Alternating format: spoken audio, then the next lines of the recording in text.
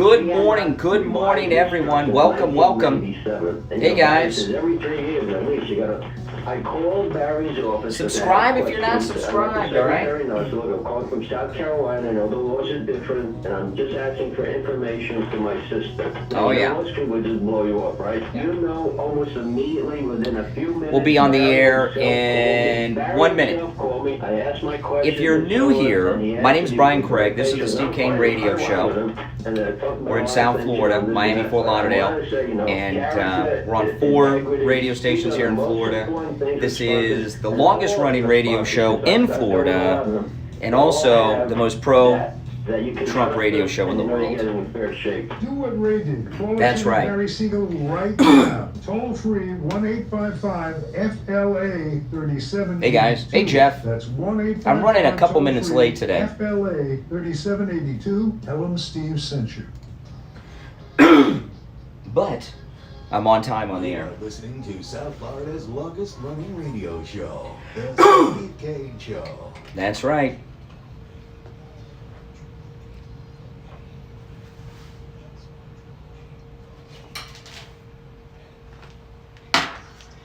Welcome, everyone. Welcome. My name is Brian Craig. You are listening to Florida's longest running radio show, the Steve Kane Show, on the radio since 1977. It is the 31st of July, 2020, Friday, and of course, this is the most important Steve Kane Show of the week because, we're live in the mornings from 6 until 9 a.m., Monday through Friday, with overnight rebroadcast 7 nights a week, midnight until 6 a.m., and our Friday show runs all weekend long. About 35 times this show reruns over the weekend, and that's just on our radio stations. I'm not including iHeartRadio, TuneIn, YouTube, all the other places they carry the show with or without our knowledge. So the Friday show we always want to make sure is the best since it runs 35 times over the weekend before we return live to you Monday morning at 6. If you are new here on the program, where have you been? This is the longest running radio show in Florida, but if you are new here, we are live in the mornings from 6 until 9 a.m. And also we have an overnight rebroadcast 7 nights a week, midnight till 6 a.m. We broadcast Monday through Friday, midnight until 9 a.m. That's right, midnight till 9 a.m. weekdays. Overnights on the weekends, midnight till 6 a.m. on AM 1470, 95.3 FM, 96.9 FM, 103.9 on the FM dial. And you can also pick us up on the iHeartRadio app, searching for us by our station call letters, WWNN, and you can watch us live stream on YouTube. Just search Brian Craig on YouTube. Brian Craig on YouTube. We have a very active chat room in there, and you can watch us live stream. And boy, we'll talk a little bit later, but we've got a hurricane coming to Florida, so we got to talk about that coming up. Oh my goodness. Gas station. I already saw a guy this morning filling up the 5-gallon drums of gas this morning at Wawa, which is what I'll be doing when I get off the air today. We'll talk about that later on. We're going to get into everything that is happening, including the death of Herman Cain, which they're trying to blame Trump for. We'll get into everything. That's why we're here for 3 hours. That's right. I don't wear hats very often. Not very often. I am wearing my Trump 2020 hat. A listener gave me this hat. Actually, they sent one for me and one for Steve. And I have a lot of Trump hats. But I'm going to start wearing my Trump hats more. I wore it to work today, and you all should too. I did take my hat off when I went to Starbucks, and I ordered at Starbucks. They're very nice at the Starbucks I go to, but they could turn on a dime if they see the Trump 2020 hat at Starbucks. So I took it off. I don't want people in a liberal establishment knowing that because they're handling things that I consume into my body. So I want to be very careful about that. But I think all people out there that are on the Trump train should start wearing their Trump gear as often as possible. Wear your Trump hats, wear your Trump shirts, and let people know the election is right around the corner, just a few months away. Let people know you are with Trump. Okay, so I'm going to wear my Trump hat all the time. I didn't wear hats throughout my entire life. It's going to be raining all weekend, so I got to keep my head dry. But someone told me when I was in high school that wearing a hat would cause a guy to have a receding hairline. I've heard that so much, and I didn't wear hats for many years because I didn't want to go bald. And luckily, I have all my hair. Some people think I have too much hair. Well, that's why I have to get it cut. But I've no receded hairline, no thinning hair, and at my age, it ain't gonna. 49. It's hard for me to even say that. 49 years old. Haven't lost any hair, so I think I'm good to go at this point. I don't even know is that true about hats causing guys to lose hair? I don't know. But I do know this. If you have Trump gear, wear it at every opportunity so people know you are with Trump on the Trump train. All right, now, this, and we'll also talk about the John Lewis political rally yesterday. Tucker Carlson really went after Obama, and we'll play some audio of that as the show goes on.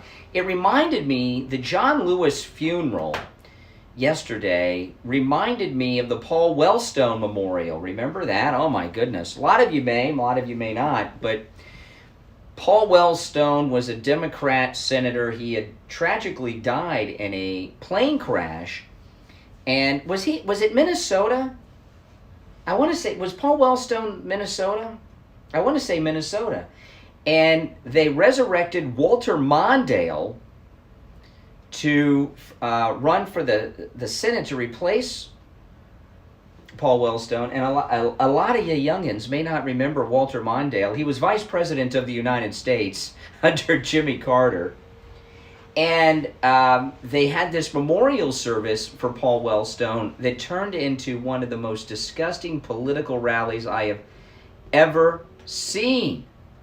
Okay? And someone said, bald spot on the top of the head. Every man I know has worn hats with a bald spot. Oh my goodness. Should I take my hat off now?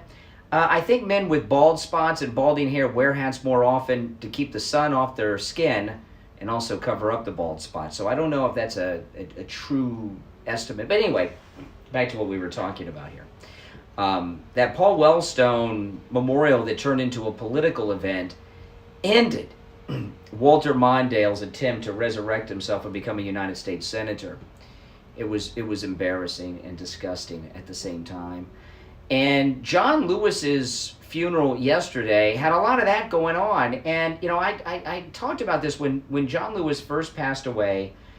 I had a lot of respect for John Lewis. I met him once. I was very honored to meet him. I shook hands with him, and I told him that, and I was a lot younger then. This is embarrassing, but I'll tell you, I told John Lewis when I shook his hand, I said, "Proud to meet you, Congressman. And this is as close as I will ever get to Martin Luther King, but shaking the hand that is shaking the hand of Martin Luther King is it's a pretty big honor to me," and it was. And John Lewis, he did what most members of Congress do. They become really bad, disgusting people and sellouts. But John Lewis, what they did yesterday with his memorial service, it did turn into a political rally, and this was an interesting thing. It was carried on all the news, all the networks. They were carrying the funeral, even when Barack Obama got up there and started getting into the political stuff about the Voting Rights Act and all this business. And it was very interesting. They didn't cut away because the mainstream media cut away from press conferences with President Trump all the time. President Trump, he's talking at the White House, and then all of a sudden he says things they don't want out there. They cut away and they say, well, this press conference with the president has turned into a political rally at this point, so we will cut away since this is no longer news but has become a political rally. Well, what was that yesterday at the John Lewis funeral? They didn't cut away from that political rally. They kept it going on every network. In fact, I didn't even hear any comment from the anchors referring to the politics that were being discussed at the time. So listen, if you're on hold, stand by. We'll take our first break. We'll get back, play some audio. We'll take some calls if you'd like to call in. Our number, toll free, 1-888-GO-CAIN 1-888-465-2631. 888-465 2631. Don't go anywhere. We'll be back after this. Stop paying an outrageous fortune for your tires. Go easy on your budget and buy your tires at Friendly Tire in Margate, where they have all the major brands like Goodyear and Firestone at discount prices that absolutely can't be beaten. Steve Kane's tires for his Toyota van at the other shops, $175 a tire. At Friendly Yeah, Tire, this is a nice hat. $75 a tire. And That's a you can tell it's $100 raised. See that? savings It's per raised. tire. This is a Tires very from nice Toyota hat. This is car, raised too. $35 at the This is shops an around expensive town. hat. The price at Friendly Tire, only $65. And it's got That's the a $70 savings per American flag tire. on the back. These prices are out the door and on the road. Free mounting and balancing and no added charges. Friendly Tire have a great selection of good used tires too, starting at just $30 for most cars. Call my good buddy Friendly Mike at Friendly Tire. Tell him what you drive and he will give you a great low price right over. Oh, good morning, the phone. April. 954 Wookie. Hello, hello, hello. 9445 954 Hey, guys, do me a favor, 45 because the online, trolls friendlytire.net. like the video, and to like, you just close out the chat, hit the like. There's always trolls hitting the dislike. I don't know why. So everyone in there, there's what, 55 people in there right now. I should get 55 likes. So if you don't mind, go and like the video. Any lab test now in Coral Springs. It was great. I didn't want to have to stay in line for 2 hours and have a swab stuck down my nose into my brain. It was very pleasant. I made an appointment. Thank you, April. Yeah, everyone, please like the video. 20 minutes. Thank goodness the test was negative, and I can go back to work. So we can tomorrow. counter these They also trolls. tested me for the antibodies, and I haven't been Hey, Sarah. So By the way, I thanks for did. that super So we're chat, gonna Sarah. Coral Springs. I thanked you yesterday, but I didn't know if you were in there when I did. Well, thank you, Lily. It's worth 15 minutes of your time to have peace of mind and know that you and your family are safe. Any lab test now of Coral Springs is located at 955 North University Drive on the southeast corner of University and Ramblewood near the Coral Square Mall. You can call them at 954-906-5983. 954-906-5983. Any lab test now of Boca is in the Sandalfoot Plaza where the Western Beef is, south of Palmetto Park Road and north of Hillsboro. Call them at 561-237-5009. 561-237-5009. Make sure you tell them you heard about them on the radio. Listen to the Steve Kane Show on iHeartRadio. Just search for WW. Alrighty, 18 minutes after the hour. It's Friday. I'm Brian. This is the Steve Kane Radio Show. Let's just take a call or two before I get into my stuff. Good morning. Good morning. Yes, you're on the air. Oh, wow. Great. Oh, here we go. Why nobody's mentioning the great Herman Cain? Well, I've only been on the air for about 12 minutes. I'm here till 9. I did say I would talk about it later. But we can talk about Herman Cain now. Share your thoughts. No, just that he died like 2 days ago, and I'm listening, and nobody even mentions the guy. The holy mackerel. And I don't listen to the public. No, it happened yesterday, and it was announced yesterday and talked about a lot. It was? I was all over the news. Well, what do you want to say about Herman Cain? I have some theories on Herman Cain that may not be popular. Well, I used to make fun of him when he got caught with those girls and he was running for president. I said, what a stupid Republican. He didn't even buy him a dinner. He said, oh, I don't believe in socialism, so I'm not going to give you a tip or a free lunch. And I used to say that to people. I said, man, he was such a Republican. That's why the girls are mad at him. That's what I used to say to the show. But now, since that happened, I listened to him more, and he was really a great guy, I think. So I don't want to be smudged. Well, I do have a theory on Herman Cain, and I'm a little reluctant to share it because, he just passed away. But I think I should tell people what I'm thinking about it. I mean, we do know John Roberts, the White House correspondent for Fox News Channel, said yesterday that Herman Cain was tested for COVID at the Tulsa rally because he was going to meet with the president and everyone must be tested, and he tested negative. He said something happened after the rally that resulted in him picking it up, and I have a theory on it. That theory, I want to hear it. And the other thing I want to tell you that you can talk about is the fact, what did Herman Cain do to eyes? Did he take that quinine stuff, or did he go for regular treatment? Oh, he was in the hospital. He was hospitalized the whole time. Yeah. Radio listeners. Yeah. Stone Hospital. If they said, you're positive. Well, he didn't go right away. All right, appreciate the call. Do you want me to? Should I talk about Obama turning a funeral into a political rally right now, or should I talk about my Herman Cain theory? Okay, now I'll tell you my Herman Cain theory. And I'm really, I don't hold back too much. I tell you guys what I think about everything. But Herman Cain just passed away, so I don't know if I should share what I'm going to do. What the heck? Let me do. What do we got to lose? The show only airs 35 times over the weekend. Herman Cain was an all right guy. I had no issues with Herman Cain. I think his importance was blown a little bit out of proportion throughout his entire career. Steve and I did an appearance with Herman Cain over at Wings Plus on Sample Road during the presidential campaign, and I know a lot of you were there. And man, was it packed. I mean, people were really interested in Herman Cain. Herman Cain came along and got very, very popular during, I guess that was that the 2012 election cycle? It had to have been the 2012 election cycle.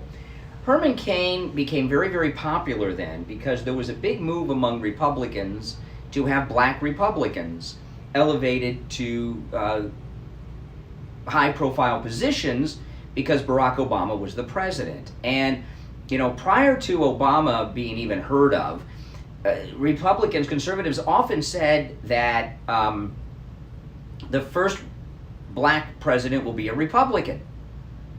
And there were all kinds of theories about that. And then, boom, Obama came along and became the first black president. And the Republican Party, who has been very much opposed to affirmative action, started applying it. Herman Cain, Steele, who's a big liberal Republican over there on MSNBC, Little Marco, Rubio, just show, look, we've got people of color too. Yeah, I know, how exciting. Look, they made Michael Steele the head of the party. Look how he does over there on MSNBC. So I'm not knocking Herman Cain, but he was third-rate guy, and because he said some conservative things and he's African American, he got elevated beyond where he normally would have.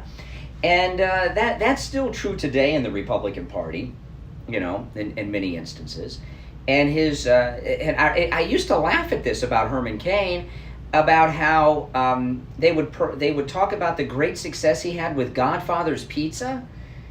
When is the last time you've seen a Godfather's Pizza? Do they even sell it in the frozen food aisle? So hey, yeah, that seemed a little strange to me. But he was doing very well, and he was very popular.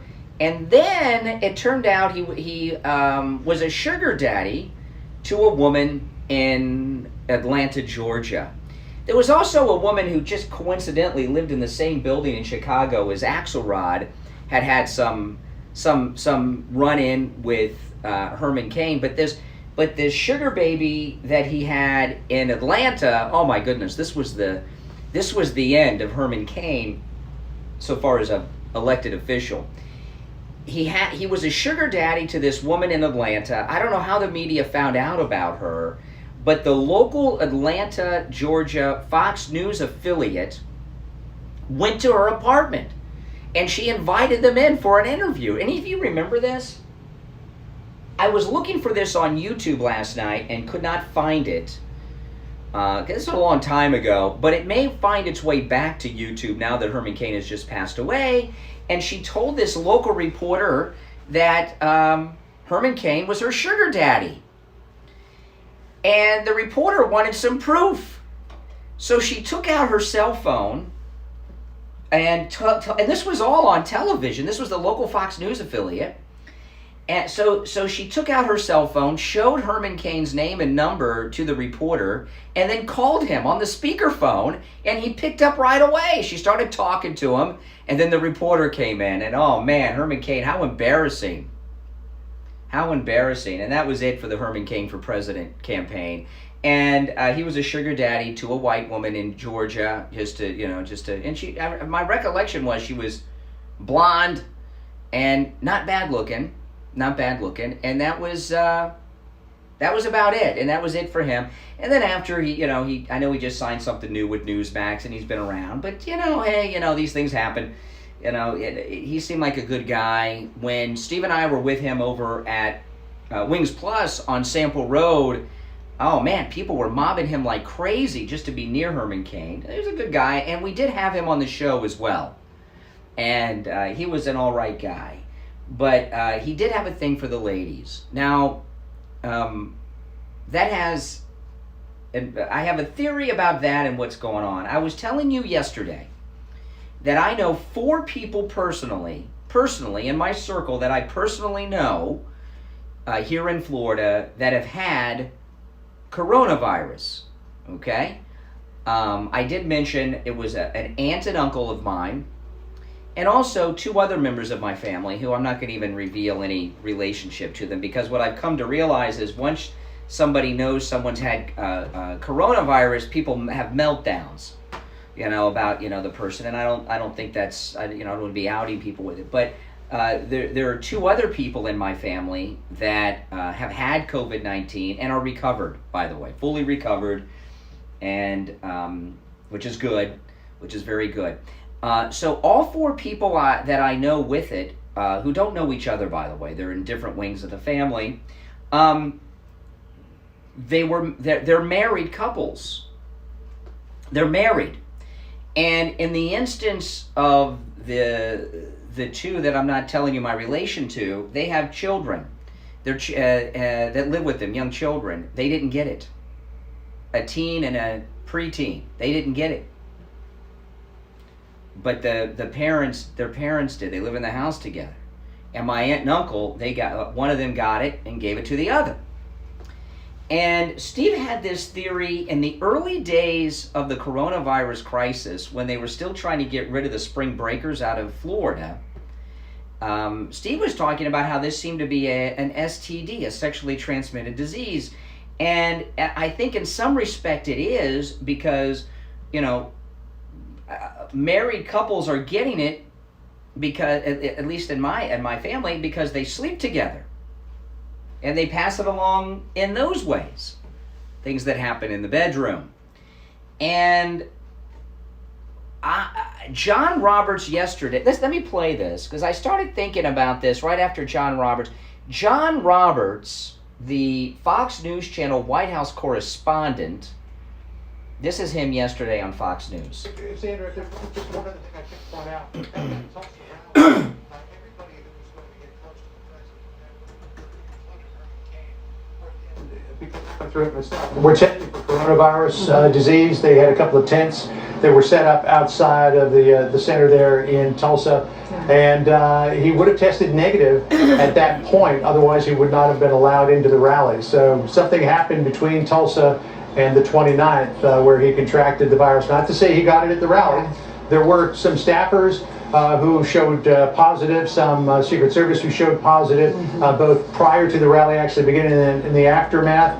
Not to say that happened to Herman Cain, but it's likely that he would have been negative for coronavirus on that day because he would have been tested. Okay. So John Roberts, Fox News White House correspondent, said that Herman Cain was tested for corona prior to meeting the president in Tulsa. Something happened next. My guess would be someone that is a sugar daddy to at least one or multiple women. That's a lifestyle that guys like that don't stop. And my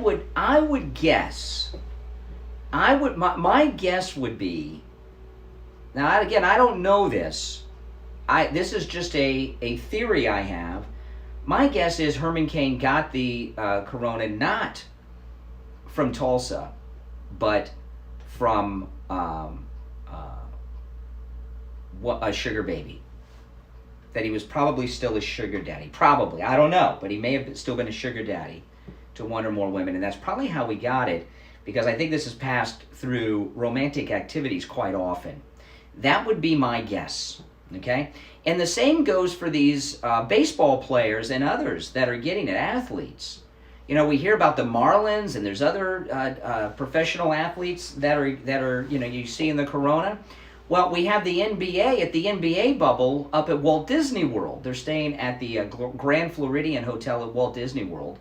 And I'm not hearing about any outbreaks from the NBA bubble. And these professional athletes we're hearing about, I'm imagining they're getting it from the groupies and strippers that they pass around at the at the player events, the parties and stuff. That would be my guess, and I think that's probably what happened with Herman Cain. Now, I know that may be a controversial opinion. God forbid we be controversial in talk radio. Oh my goodness. But that was my first thought yesterday with Herman Cain after I heard John Roberts yesterday, and I started thinking about it. I'd like to hear your thoughts on that. Do you think Herman Cain got the corona from one of his sugar babies, or do you think he got it at the Tulsa rally? Because while there have been some people that have gotten it that were at the rally, most of what I've heard was long after. I know Herman Cain was a little more recent, but some of them were long after. They wouldn't have gotten it at the rally. And I haven't heard about an outbreak at the rally. So anyway, I'd like to hear your thoughts on that. 1-888-GO-CAIN-1. 888-465-2631. And I think that's a pretty reasonable theory that I have. But if you do, I know, I just, the only reason I'm reluctant is because Herman Cain just passed away. And I don't want to,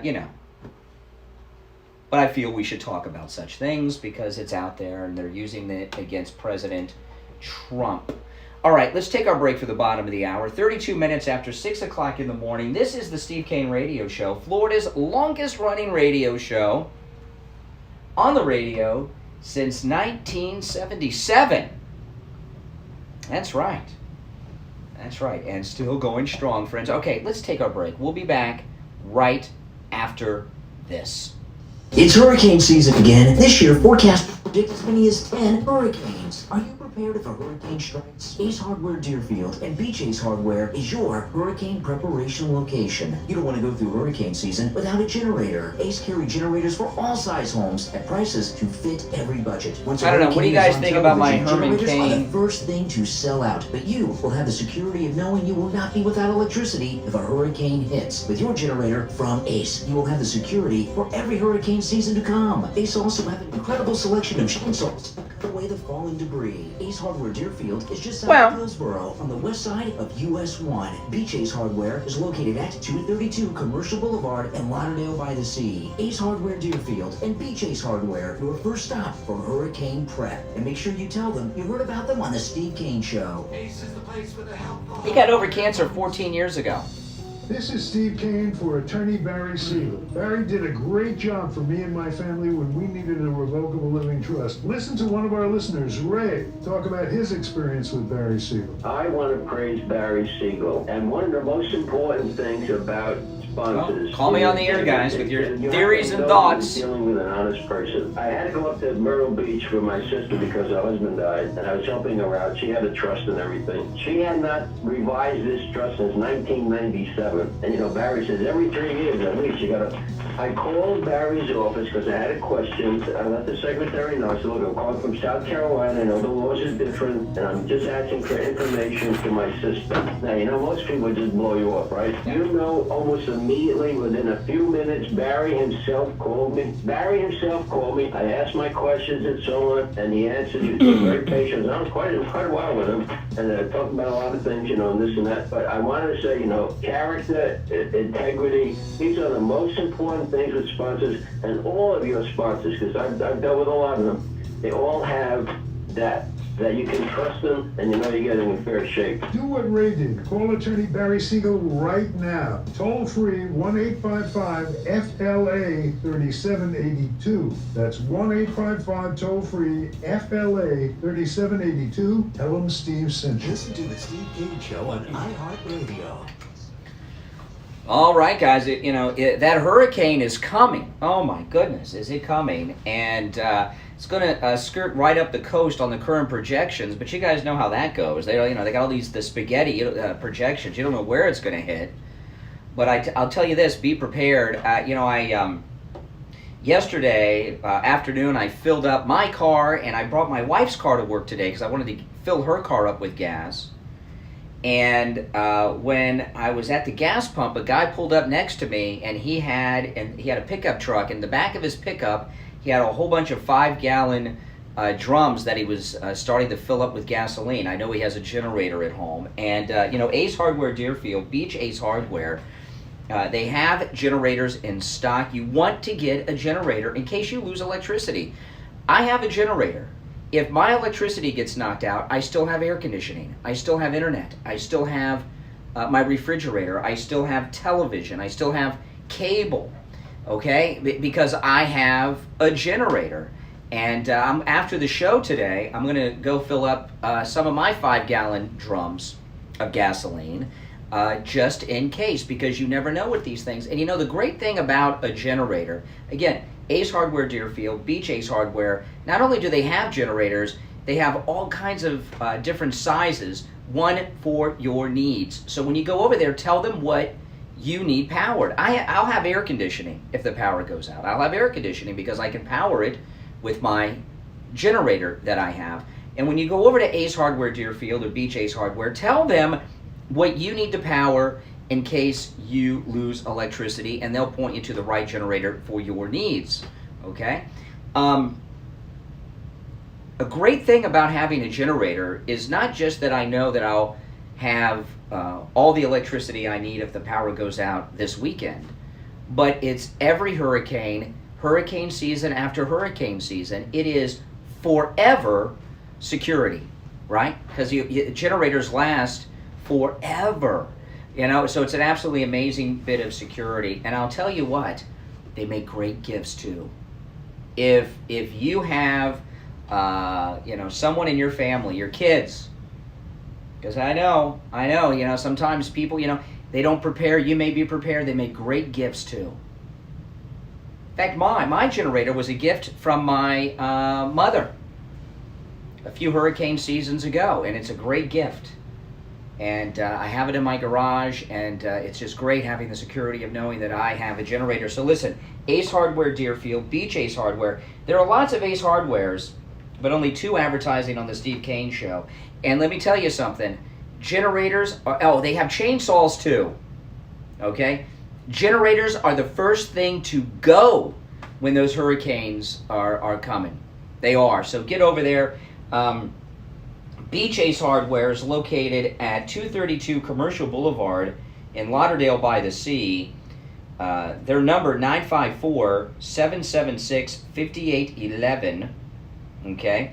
The Deerfield Ace Hardware is at 365 South Federal Highway, which is just south of Hillsboro, west side of Federal Highway US 1, 954-531-6265. 954-531-6265. That's Ace Hardware Deerfield. Get a generator, okay? Be prepared, and don't be without air conditioning and refrigeration and everything else in case you lose power. All right, welcome back. Yeah, so that's my Herman Cain theory. Steve's going to be here in studio today.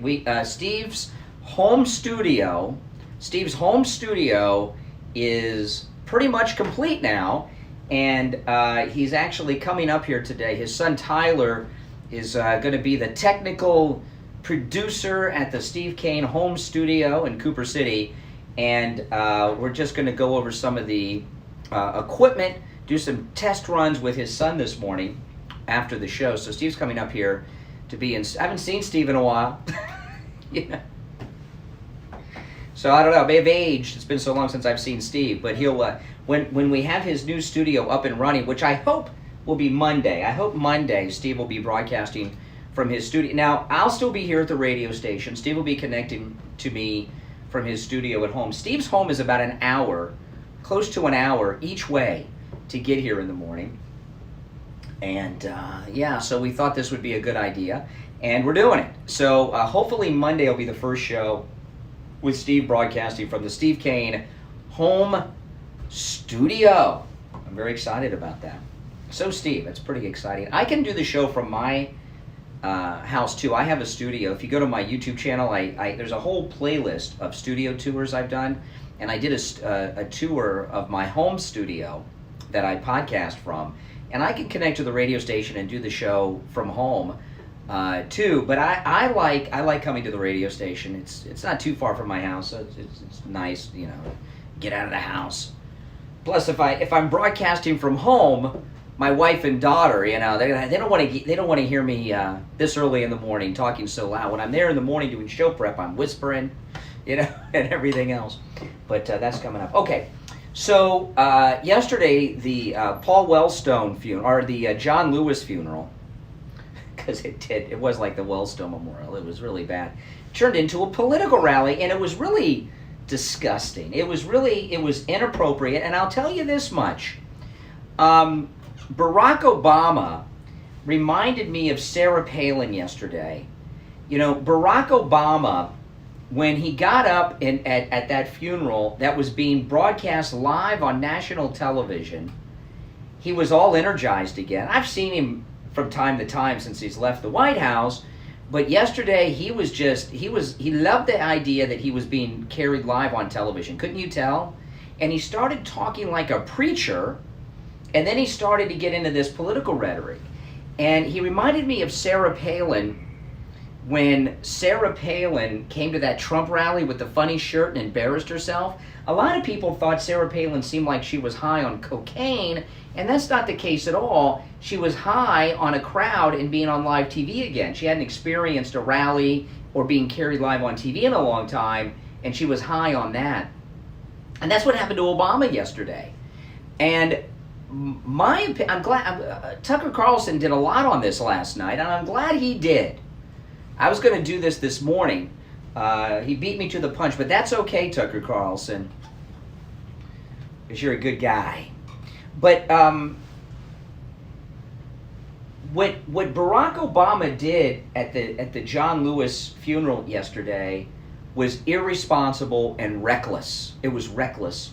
You know, this violence that is going on in the aftermath of George Floyd and Brooks, Barack Obama could play a large role in calming that down.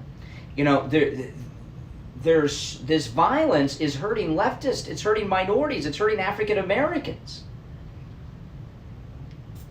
You know? And he could come out and say, listen, Martin Luther King, John Lewis was with Martin Luther King. Those were non-violent protesters. Martin Luther King, who had John Lewis under his wing and mentored him, John Lewis joined Martin Luther King at 16 years old, modeled his movement after Gandhi. In fact, if you go to the Martin Luther King, if you ever visit Atlanta, Georgia, go down to the Martin Luther King Museum, and it's a great place. You can go and sit in the pews of the Ebenezer Baptist Church where Martin Luther King preached from. And I learned something I did not know about Martin Luther King when I was there. I never learned this until this was many years ago. Martin Luther King's mother was murdered in that church. I did not know this while she was playing the piano in the church. I did not know that. But you go in the Ebenezer Baptist Church, and right next door to that, there's a little memorial museum, and they have Gandhi's clothes in there and sandals in there. And Obama could come out. He could have come out there yesterday and say, listen, I understand your anger. I understand your frustrations. But John Lewis, who was with Martin Luther King, this was a peaceful movement modeled after Gandhi, a nonviolent movement. There was violence with Martin Luther King and John Lewis, but they weren't committing it. They were the victims of it. But that's not what Obama did.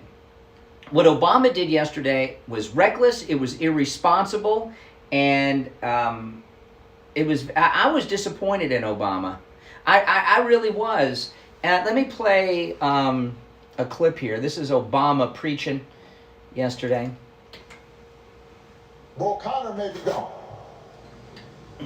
But today, we witness with our own eyes police officers kneeling on the necks of black Americans. Okay, now that police officer is currently in prison awaiting trial. All right? Oh, and Bull Connor was a Democrat. May be gone. George Wallace was a Democrat. But we can witness our federal government sending agents to use tear gas and batons against peaceful demonstrators.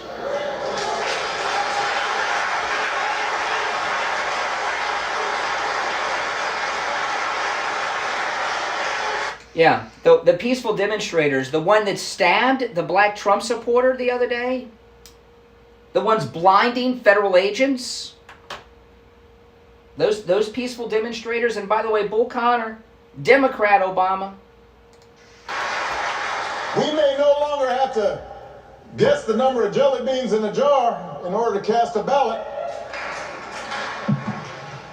But even as we sit here, there are those in power who are doing their darndest to discourage people from voting by closing polling locations and targeting minorities and students with restrictive ID laws and attacking our voting rights with surgical precision. Now keep in mind, this is a funeral.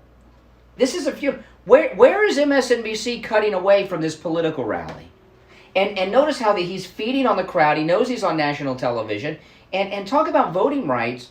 What voting right has been denied of African Americans or anyone else in this country today? Who? It seems to me that my voting right through this mail-in vote scam, I could lose my voting right by having fake and non-existent and dead people voting with the mail-in. Even undermining the Postal Service in the run-up to an election that's going to be dependent on mail-in ballots so people don't get sick.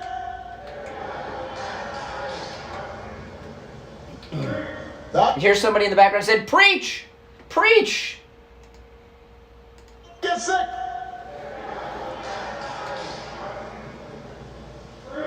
Now, I know this is a celebration of John's life. There are some Steve Kane Show. who might say we shouldn't dwell on such things. But that's why I'm talking about it. John Lewis devoted his time on this earth fighting the very attacks on democracy and what's best in America that we're seeing circulate right now. Really, what attack on democracy is taking place from President Trump? The attack on democracy I see is, well, anarchy in American cities, an attack on a federal courthouse, but also the mail-in vote scam that they're running, which we're going to talk about on the show today, because this scam they're running is very important to discuss. If you're on hold, don't go anywhere. We'll take our calls, take your calls after the break. I'm Brian Craig. This is Florida's longest running radio show, the Steve Kane Show, on the radio since 1977. Don't go anywhere.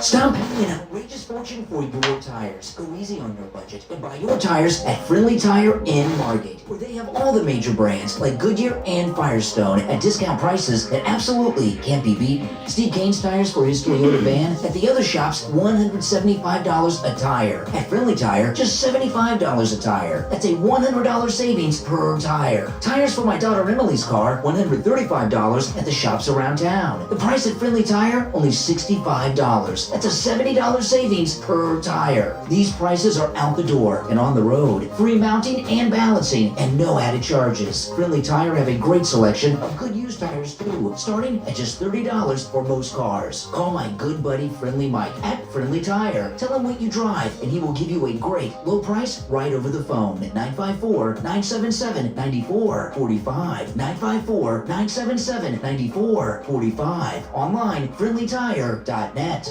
Have you ever picked up a towel set because it felt really soft in the store, but when you go to use it, it's not very absorbent? It's basically a towel that's leaving you out to dry. Mike Lindell, Trump supporter and inventor of MyPillow, has developed a towel that actually works. Towels that actually dry you. MyPillow is debuting the MyPillow 6-piece towel set that includes 2 bath towels, 2 hand towels, and 2 washcloths. They come in a variety of colors, and right now, when you buy one set, you get another set free. But you gotta use the promo code KANE, K-A-N-E, at checkout. Go to MyPillow.com. Click on the radio listener specials. MyPillow products come with a 10-year warranty and a 60-day money-back guarantee. To get the buy one, get one free on Hey guys, if you're not subscribed, subscribe. And listen, click the radio you know, we got a lot of trolls out there that like to hit the dislike. Like the video. And if you're watching on a mobile device or something, close out the chat. The like button comes up. There's, 87 people in there. Every one of you, if you could go and like the video, that would mean a lot. Listen to the Steve Kane Show on iHeartRadio. Just search for it. All right, welcome back. 10 minutes before 7. I'm Brian Craig. Oh, by the way, if you go to mypillow.com right now, on top of that savings, there's an offer there to save an additional $10 off your order. And it'll pop up on your screen as soon as you go to mypillow.com. Use that promo code KANE, K-A-N-E, at checkout. All right, 10 minutes before 6. So, yeah, I mean, that was really... what I mean by Obama being reckless and irresponsible, which I guess there's two words that mean the same thing, but... you know, he's inciting violence. And he's inciting violence in Portland. All right? And that's, and I'll tell you, it is irresponsible for the news media to have carried that live. He's cheering on the violence in Portland. That peaceful, what it depends on what peaceful means. I guess, you know, Newspeak, 1984, that word changed the meaning of words. It's peaceful if peaceful means violent. And Tucker Carlson, boy, we're so lucky to have Tucker Carlson. I always liked Tucker Carlson. When he was on CNN, I liked him, but he was a little nerdy. He's much more confident now. Tucker Carlson, he called out Obama last night. This is Tucker. Now, Barack Obama, one of the Steve Kane Show. and most dishonest figures in the history Hold on. of American politics, used George Floyd's death at a funeral to attack the police. Here's what he said. O'Connor may be gone, but today we witness with our own eyes police officers kneeling on the necks of Black Americans. O'Connor, the country falling apart, riven by racial strife and tribalism, and one of the most respected people in the whole country decides to pour gasoline on that and compare the police to Bull Connor? As if America or Minneapolis is like Birmingham, Alabama in 1963. It's insane. It's reckless. Ah, reckless. Doesn't care. It's only about November and the coming election. The problem is what they're doing to get there. Yeah, there you go. There you have it. Oh my goodness. All right, 1-888 go Kane 1-888-465-2631. 888-465-2631. If you're watching on YouTube, I have the Trump 2020 Keep America Great flag on the wall behind me. I've got to take that down though for the weekend. I don't want to leave that up over the weekend. That's a great flag. This flag I have in the studio is a full-size flag meant for a flagpole. And I wanted to put it up and hang it off the flagpole off my garage at home, and my wife said, no, our cars will be vandalized. Yeah, maybe she's right. Maybe she's right. You're on the radio. Good morning. Morning, Brian. To me, he sounded like Louis Farrakhan. Obama? Well, you know, Barack Obama was one of the Chicago organizers of the Million Man March, and he went there. He did that yesterday to perk up more rioting. Yeah, that's why I say it was irresponsible of him. And I agree with Tucker Carlson. It was reckless. It was inciting of violence. Exactly. It showed the true self of the ghetto. Well, you know, I thought it was interesting. Tucker Carlson said Obama's a greasy politician. Does that mean, what does greasy mean in that context? Does it mean sleazy? Well, he's not Italian. Yeah, I don't know what that means either, caller. I'll let you're on your own with that. But I don't know what he called it. Greasy politician. I don't know what that means. I don't know, but anyway, he was starting to perk up the country to be rioting more now. Yeah. And couldn't you tell how he's missed being on television and everything, and how the energy of the crowd he was getting more. He knew he was on television, and he was just loving it. He was enjoying it. He's worth $200 million. He's going to need those trips too. And he's just gotten started. $200 million. That's just the beginning. By the way, what has he done to make all that money? What does Obama do?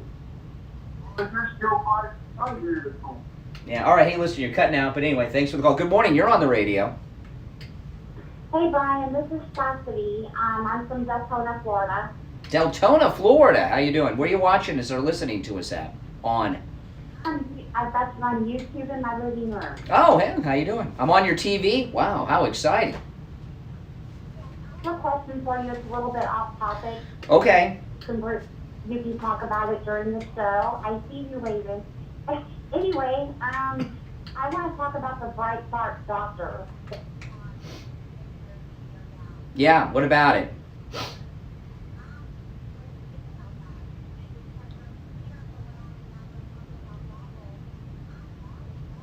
Well, listen, what's going on with the left. We know what's going on with the left, okay? It's an election year. They want to keep America in crisis. That, you know, and if they keep the schools closed and they keep us wearing masks, and now they want us to wear goggles, you know, it keeps the visual and keeps the narrative that America is in a major health crisis, and they don't want that to go. That's why they don't want the schools to reopen, because if the schools reopen, things will look like they're back to normal. So everything is about keeping the panic going until after the election.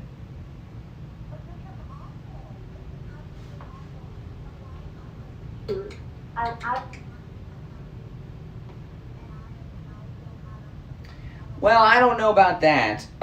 You know, when the vaccine comes out, I will take the vaccine. Okay? I don't get the flu shot every year. I haven't gotten the flu shot in years. And my family, we don't get the flu shot. My daughter and I both have gotten very ill, like the day after we've gotten the flu shot over the years. So we don't get the flu shot. But I will get the vaccine. Absolutely will I get the vaccine. Yeah, I will get it. I know a lot of conservatives out there are saying they won't get it. They're becoming anti-vaxxers, like those lunatics with the autism thing, you know, like Jenny McCarthy and everything. I will definitely get the vaccine. Now again, it's America. You have the freedom to do what it is you want to do and not do. It's your body, your choice, is what the left say, right? The Breitbart doctor. Thank you. Okay. You know, the one doctor, the white lady, she was fired from her job, and she has hired the law firm that represented the Covington Catholic school kid that just got the $250 million settlement. Yeah, so we haven't heard the last of them. Don't you worry. She's got a top law firm, and that means you're gonna hear a lot from them. So, and you know what? I really think the left. Well, listen, I believe that we're going to have the red tsunami, and the biggest tell that Trump is going to win in a massive landslide are all these desperate things the Democrats are doing. Portland is desperation, okay? They're doing things that are very desperate to try to get the public on their side. And if they were winning, like these fake polls show Biden double-digit lead in Florida, give me a break, against Trump, they wouldn't be doing all of these desperate things. Well, we're going to wait and see. All right, take care. Deltona, Florida. All right. Oh, man, we're coming up on the top of the hour break. You are listening to the Steve Kane Radio Show, Flo Rida's longest-running radio show on the radio since 1977. Our number is toll-free from anywhere, 1-888-GO-KANE 1, 888-465-2631, 888-465-2631. It is Friday, and oh man, it's a little, I don't know what the weather's going to be like this morning. The sun's coming up. I can't quite tell yet. I'll know soon. But we have got a hurricane coming up the coast of Florida. And, you know, some people think hurricanes are fun. I don't know who those people are. Hurricanes are not fun. They're not fun. You know, what it's like when a hurricane comes by your house. You know what it sounds like when a hurricane comes by? It sounds like a freight train. It does. It sounds like a freight train. And the last hurricane we had, oh my goodness, I was so I had those 50-foot trees on my backyard that came down. Luckily, both fell on my neighbors' homes and not mine. But they fell on my neighbors' screen enclosures over their swimming pool, so it didn't actually fall on their houses. But oh man, that was That was scary. Hurricanes are scary. I don't find them fun. I find them scary. That's why I prepare. All right, it's 7 o'clock in the morning. 1 hour down, 2 to go. My name's Brian Craig. This is the Steve Kane Radio Show. Don't go anywhere. 5.3 FM, 96.9 FM, 103. Steve Kane Show. FM, and AM 1470. WWNN Poverty. Yeah, what's your name? Is the Florida Money Talk Network. This is Brian Okay, Craig, and I hold want to on. tell you about Dr. Mitch Matez at the Carlson Center for Age Management. He's my anti-aging doctor. I have an anti-aging doctor now. I was starting to slow down a bit. I met with Dr. Matez, and he found that my testosterone level was low. We men Steve Kane Show. begin losing our testosterone starting at age 30, and it goes down every Hey, year hold on. after that. Dr. Matez told me I was approaching the beginning of andropause. That's the male equivalent of menopause. I began Welcome, bioidentical everyone. Welcome, hormone everyone. therapy. They're tiny little pellets inserted under my skin. And now my testosterone levels are being restored to where they were when I was 25 years old. Thanks to Dr. Matez. Come on, there's only 43 likes and 92 people in the chat. Come on, guys. And my wife, she's thinking Dr. Matez Like, too. like, Bioidentical hormone please. pellet therapy isn't It just helps. for men. It works wonders for women by reversing the symptoms of menopause, like the night sweats and the mood swings. Men and women, you don't have to live with the negative effects of aging, like loss of energy, loss of sexual desire, weight gain, or menopause. Call Dr. Matez and meet with him about bioidentical hormone pellet therapy. It works for me, and it'll work And thanks to for our you new too. subs. He's Thanks to our located new in subs. Boca, and his Welcome, website welcome. is If you're a new subscriber, welcome to the program. Or give him a call, 561-953-5490. 561-953-5490. And tell him Brian Craig sent you. It's hurricane season again. This year, forecasters predict as many as 10 hurricanes. Are you prepared if a hurricane strikes? Ace Hardware Deerfield and Beach Ace Hardware is your hurricane preparation location. You don't want to go through hurricane season without a generator. Ace carry generators for all size homes at prices to fit every budget. Once a hurricane is on television, generators not are the see what you first thing said. to sell out. But you will have the What did security you say, of knowing Carol? you will not be without electricity if a Let me go back. hurricane hits. With your generator from Ace. You will said have the good morning, security Donna. for every hurricane Tell me what you season said come. again. I don't Ace have also time has to an scroll incredible back. selection of chainsaws to cut away the fallen debris. Ace Hardware Deerfield is just south of Hillsboro on the west side of US 1. okay. Beach Ace Hardware is located at 232 Commercial Boulevard in Lauderdale by the Sea. Ace Hardware Deerfield and Beach Ace Hardware, your first Small stop but for heavy. hurricane prep. And make sure you tell them you heard about them on the Steve Kane Show. Ace is the place with the helpful hardware, folks. The Steve Kane Show is brought to you by Attorney Barry Siegel at the Siegel Law Group. Are you concerned with the distribution of your assets at the time of your passing? Avoid probate. Call the Siegel Law Group with 9 offices throughout South I don't know, you're making me nervous, Palm Carol. Beach Gardens to I Coral don't know. Gardens. Call toll free 1-855-FLA-3782. Gold's very heavy. Show on Gold's very heavy. Just search for WWN. All right, hour number 2 has begun. I'm Brian Craig. This is the Steve Kane Show. Let's go back to the phones. Good morning. You're on the radio. What's your name and where are you calling from? Hey, good morning, Brian. This is Susan. I'm calling from Tamarack. Susan in Tamarack. How you doing, Susan in Tamarack? Great. I'm doing fantastic. I have a curious thought. What about the people that have tested? You know, they had COVID, right? And they were tested to be negative. Yeah. What happened with that? If you've been negative, well, you can still get it. I mean, like, I give you an example. You know, back when AIDS testing was new, right? And people were getting tested for AIDS, right? When you get tested for AIDS and you test negative for HIV and AIDS, do you stop? Do you stop having safe sex, or do you get reckless, or do you continue? What does that tell you? It tells you that you don't have AIDS at that moment in time, but you can still get it. Well, no. They're saying that once you have COVID, you are immune. Oh, people that have had it. Okay, people that have had it. Yes, they say that's not scientific fact yet.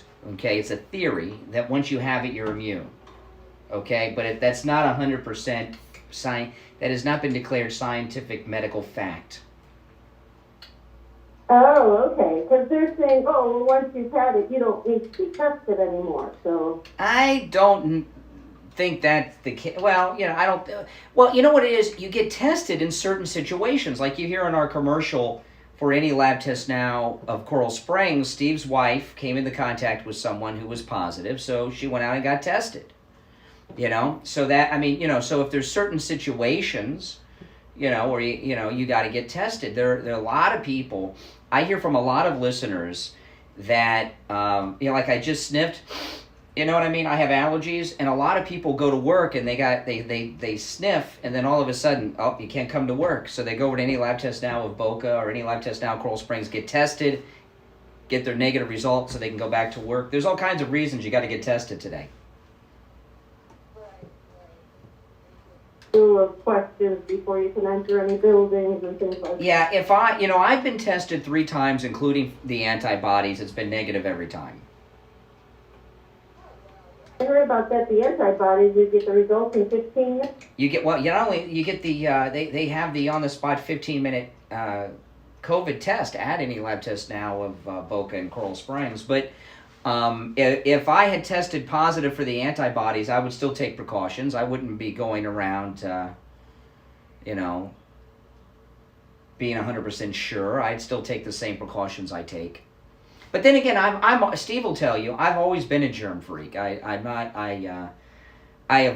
People see me use hand sanitizer a lot on YouTube, and they why are you using hand sanitizer?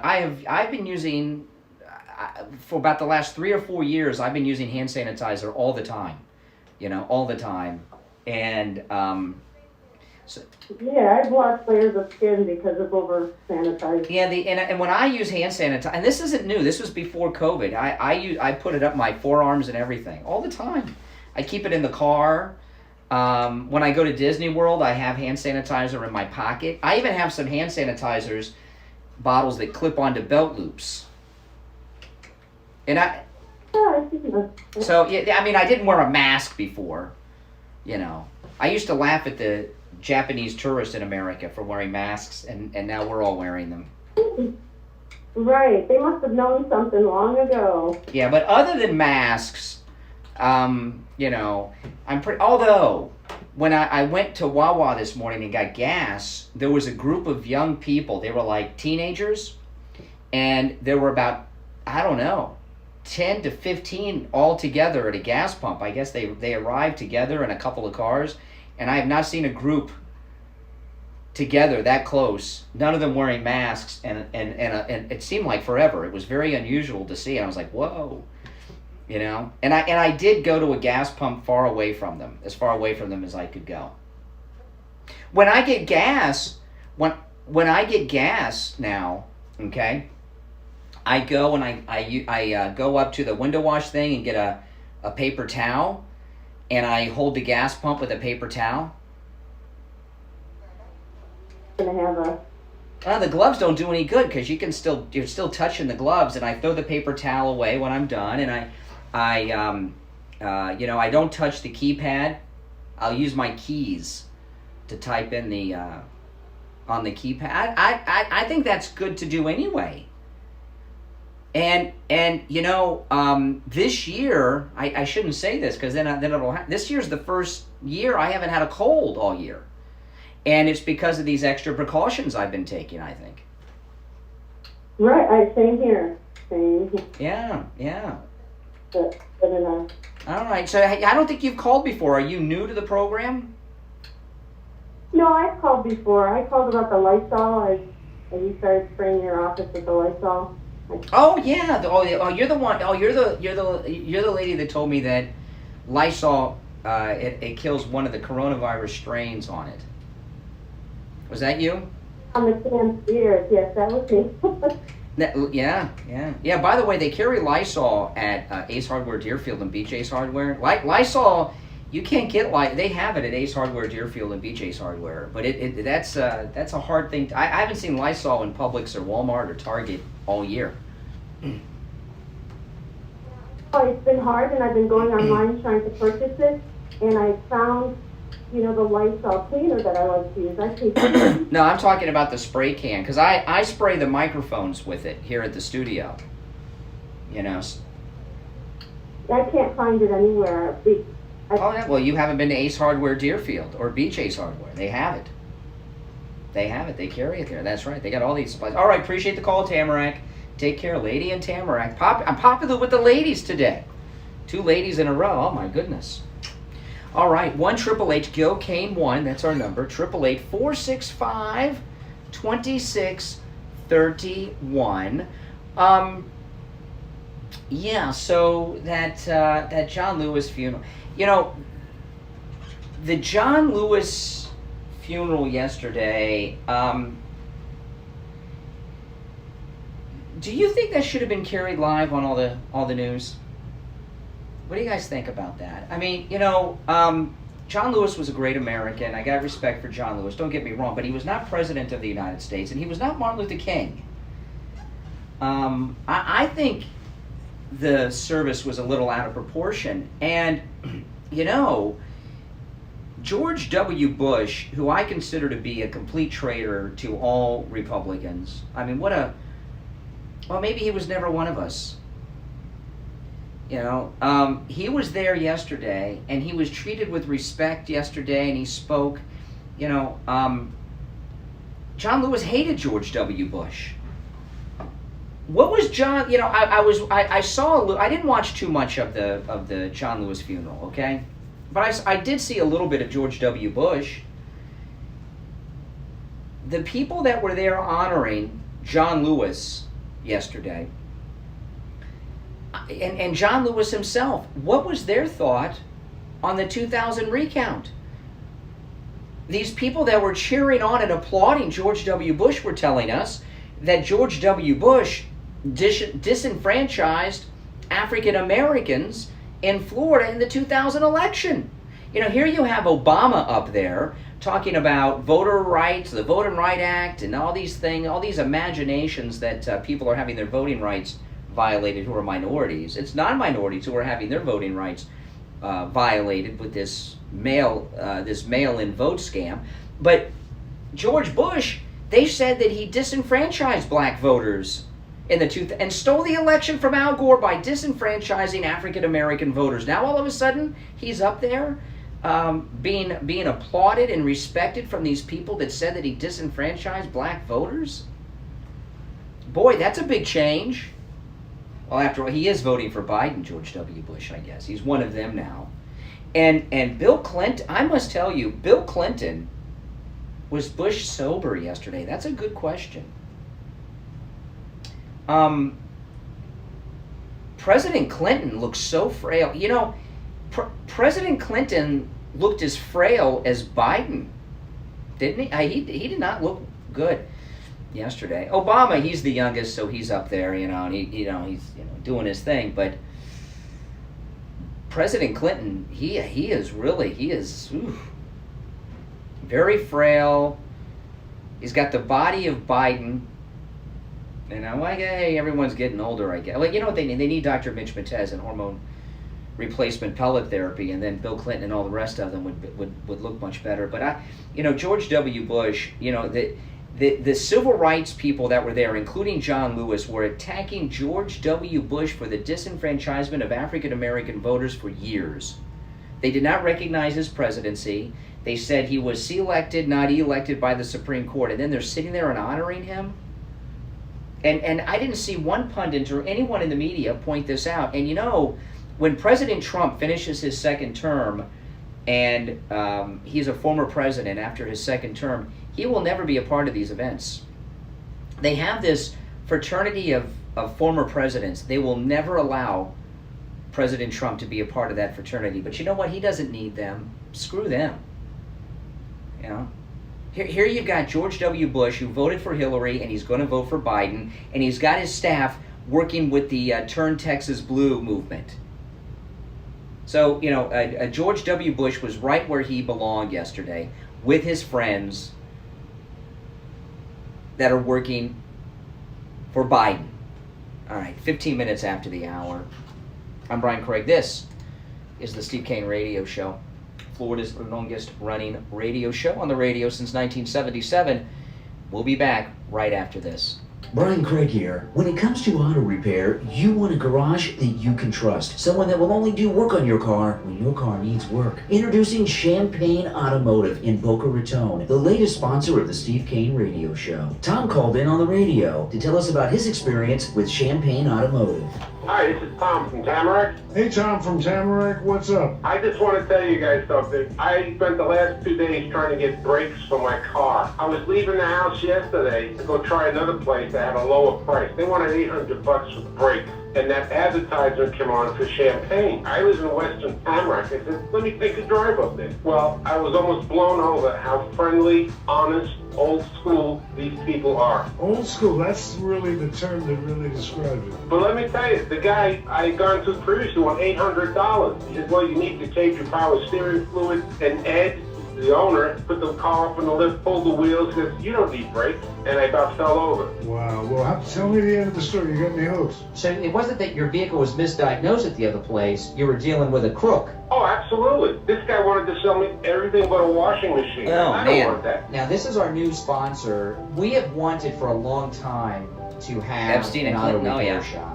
When it comes to auto repair, that is the most difficult category for us to find as an advertiser, because most are like this guy you were dealing with the other day over in Tamarack. They're crooks. And we found Champagne Automotive. Ed, who's the owner, is a listener of the program. They come very, Yeah, well, very it's over 100 highly degrees every day in Florida so with I the heat appreciate you index. calling in and telling us the, We're the story. hot spot. Now, Champagne Automotive, they're in Boca off of Spanish River Boulevard, immediately west of Dixie Highway. The number is 561-245-8101. 561-245-8101. Listen to the Steve Kane Show on iHeartRadio. Just search for www. All right, welcome back. You're on the radio. Good morning. Richie the bus driver. I caught you off guard there. I heard and it's the right. So here's the deal. I watched just the portion. I watched this Obama speech, which wasn't a eulogy. It was a speech. It was a political rally. It was a redo of the Paul Wellstone Memorial. Yeah, there's a happy thing in my body that when I saw that, A happy thing in your body. Yeah, I glowed. I glowed the fact that I called this man incompetent racist that got to the White House with a bunch of lies, and I didn't vote for him. So I justified my non-vote by listening to this racial crap, and it's enough already with this guy. I mean, he's the Al Sharpton of the future. I mean, this man is a disgrace. He was a lousy president. He did nothing for the African American people except. Well, it's what Tucker Carlson said. Obama was reckless yesterday. He was inciting the rioters in Portland. He called them peaceful. Peaceful. They blinded federal agents. So what an insult to John Lewis. John Lewis walked over that bridge and peacefully, and was attacked by out of control police. Democrats attacked by Democrats. Right, and this is totally the opposite, by the way. The police are being attacked by these. Now, what do you think about? Did you hear my theory on the Herman Cain COVID in the first hour? Okay, let me restate it for you, because I know 4 people in my family that have had COVID. Both are married couples. One got it, gave it to the other. And back in the early days of Corona, when we were trying to get rid of the spring breakers here in Florida still, Steve was talking about how he thought that this was in a way a sexually transmitted disease because of the close contact. And Herman Cain was tested at the Tulsa rally, tested negative because he was going to meet the president. He had to be tested. He tested negative, and he got it after. And remember, Herman Cain was a sugar daddy. That's what ended his political campaign. And sugar daddies don't typically stop that kind of behavior. And I'm wondering if that's how he got it, Herman Cain. Well, I don't know about that. If you look at the athletes, right, that have been getting it. The basketball players in the NBA bubble at Walt Disney World haven't. What are the? One of them escaped and got to a strip club from the bubble. what are the baseball players doing that the NBA bubble guys aren't doing? Well, they got groupies, they got strippers, you know what I mean, that they pass around, and the NBA bubble guys don't. So that's why you see an outbreak among non-bubble players. By the way, I was going to bring this up too. Was attacked by what's the governor of New York's, the weightlifter attacked him on MSNBC yesterday, or CNN rather. Oh, Fredo? He said he's one Trump non-masker and a bunch of crap, but John Lewis gets a green light. Herman Cain was a lightweight. Herman Cain, I got nothing against Herman Cain, but the only reason he was a presidential contender, it was 2012, because the Republicans wanted to show that we had black people in the Republican Party too.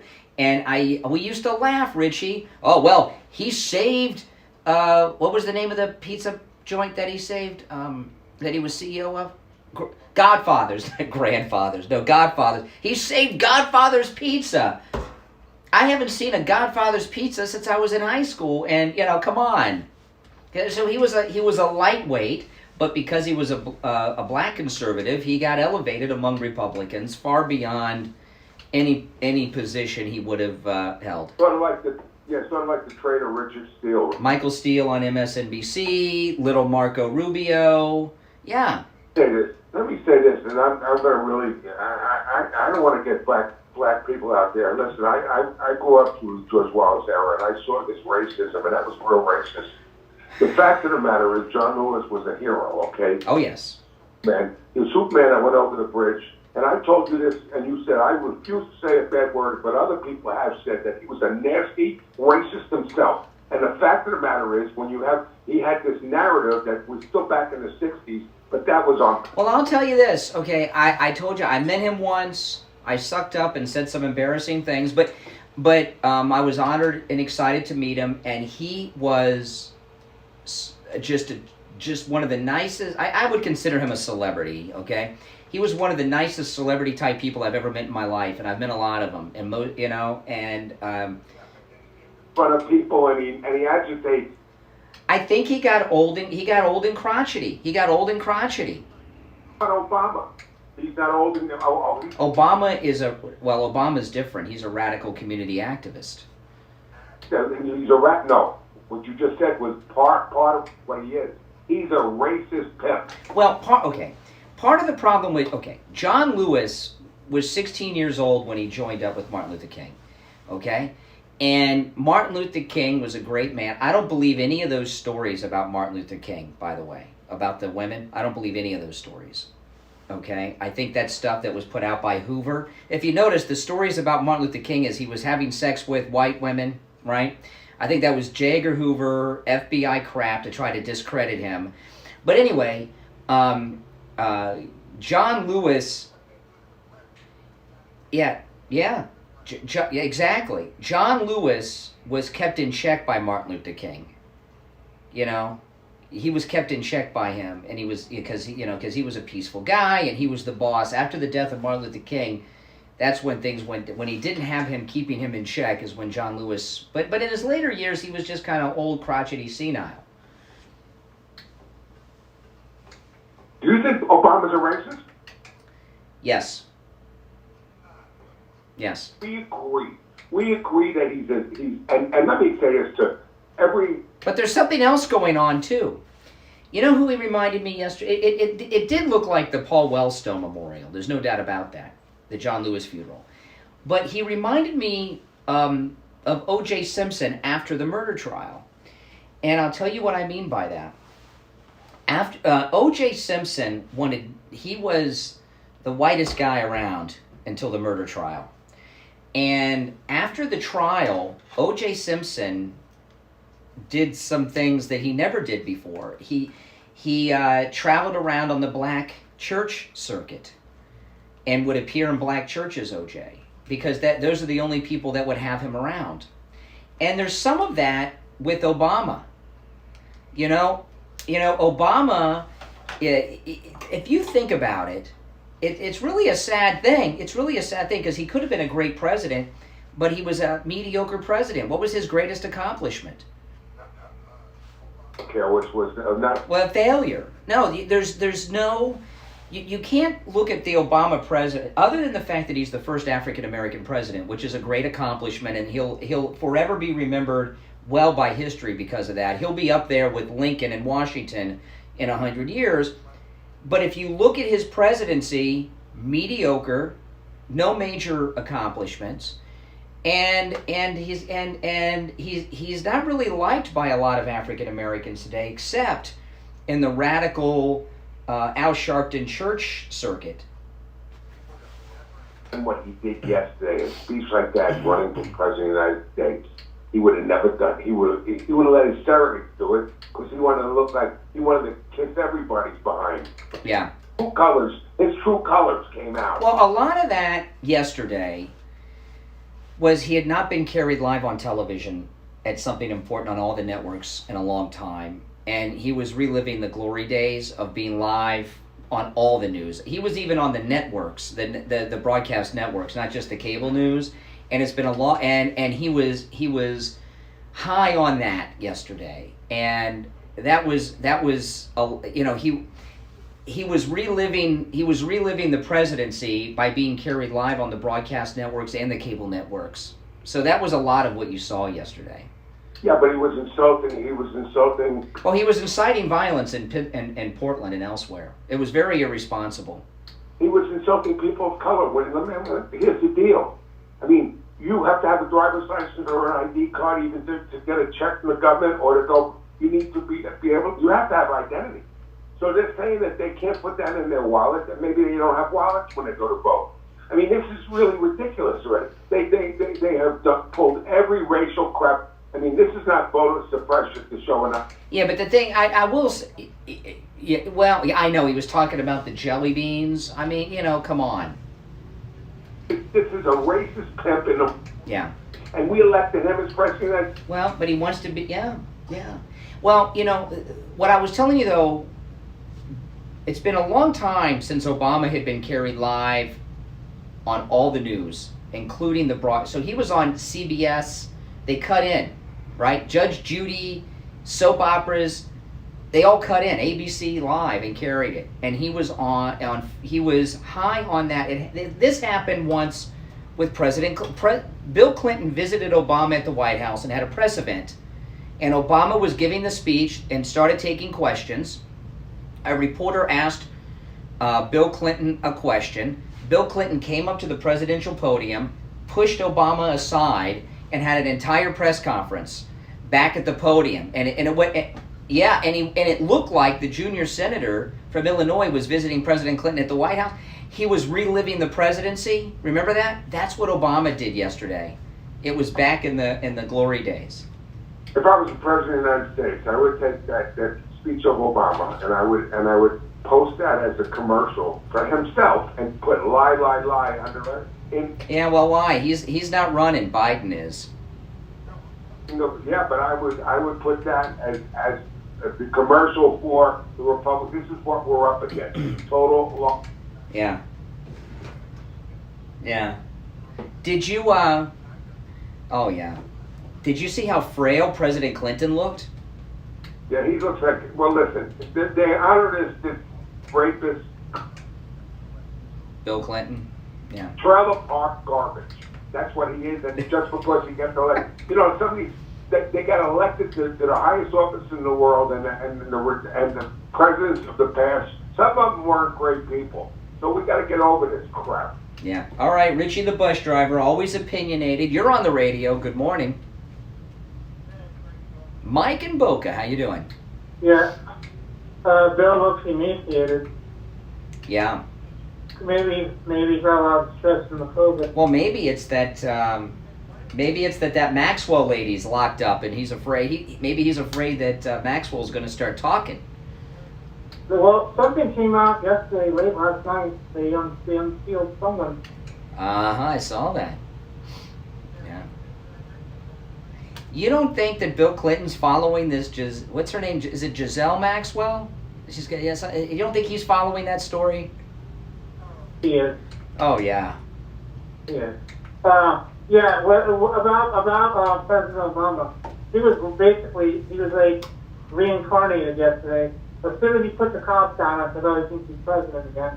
And I turned it off. Yeah, he did think he was president again. He thought he was president again.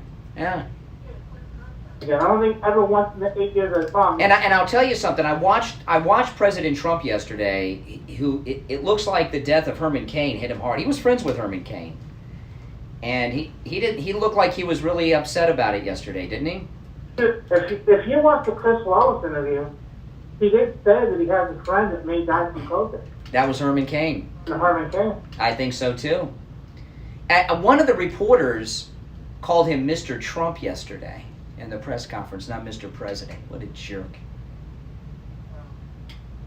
Yeah, I mean, yeah, he was very hurt. He's very sad by it. I mean, it was his friend, and if you think about it, he was 2012. He was a businessman trying to get the presidency, and here it is 4 years later. We've got a businessman in the White House. 8 years later, they told me my whole life a businessman can't be president. You can't run the government like a business. Yeah, well, he's doing pretty good. Oh yeah, you think Ron needs to come on today and talk about this? So they just talk. Who needs to come on today? Ron DeSantis needs to come on and do a full briefing with his FEMA and talk about this hurricane, because I'm not hurricane's a hurricane, but this one looks kind of It's skirting pretty. It's going to skirt pretty close to Florida. I mean, really close, and anything can happen.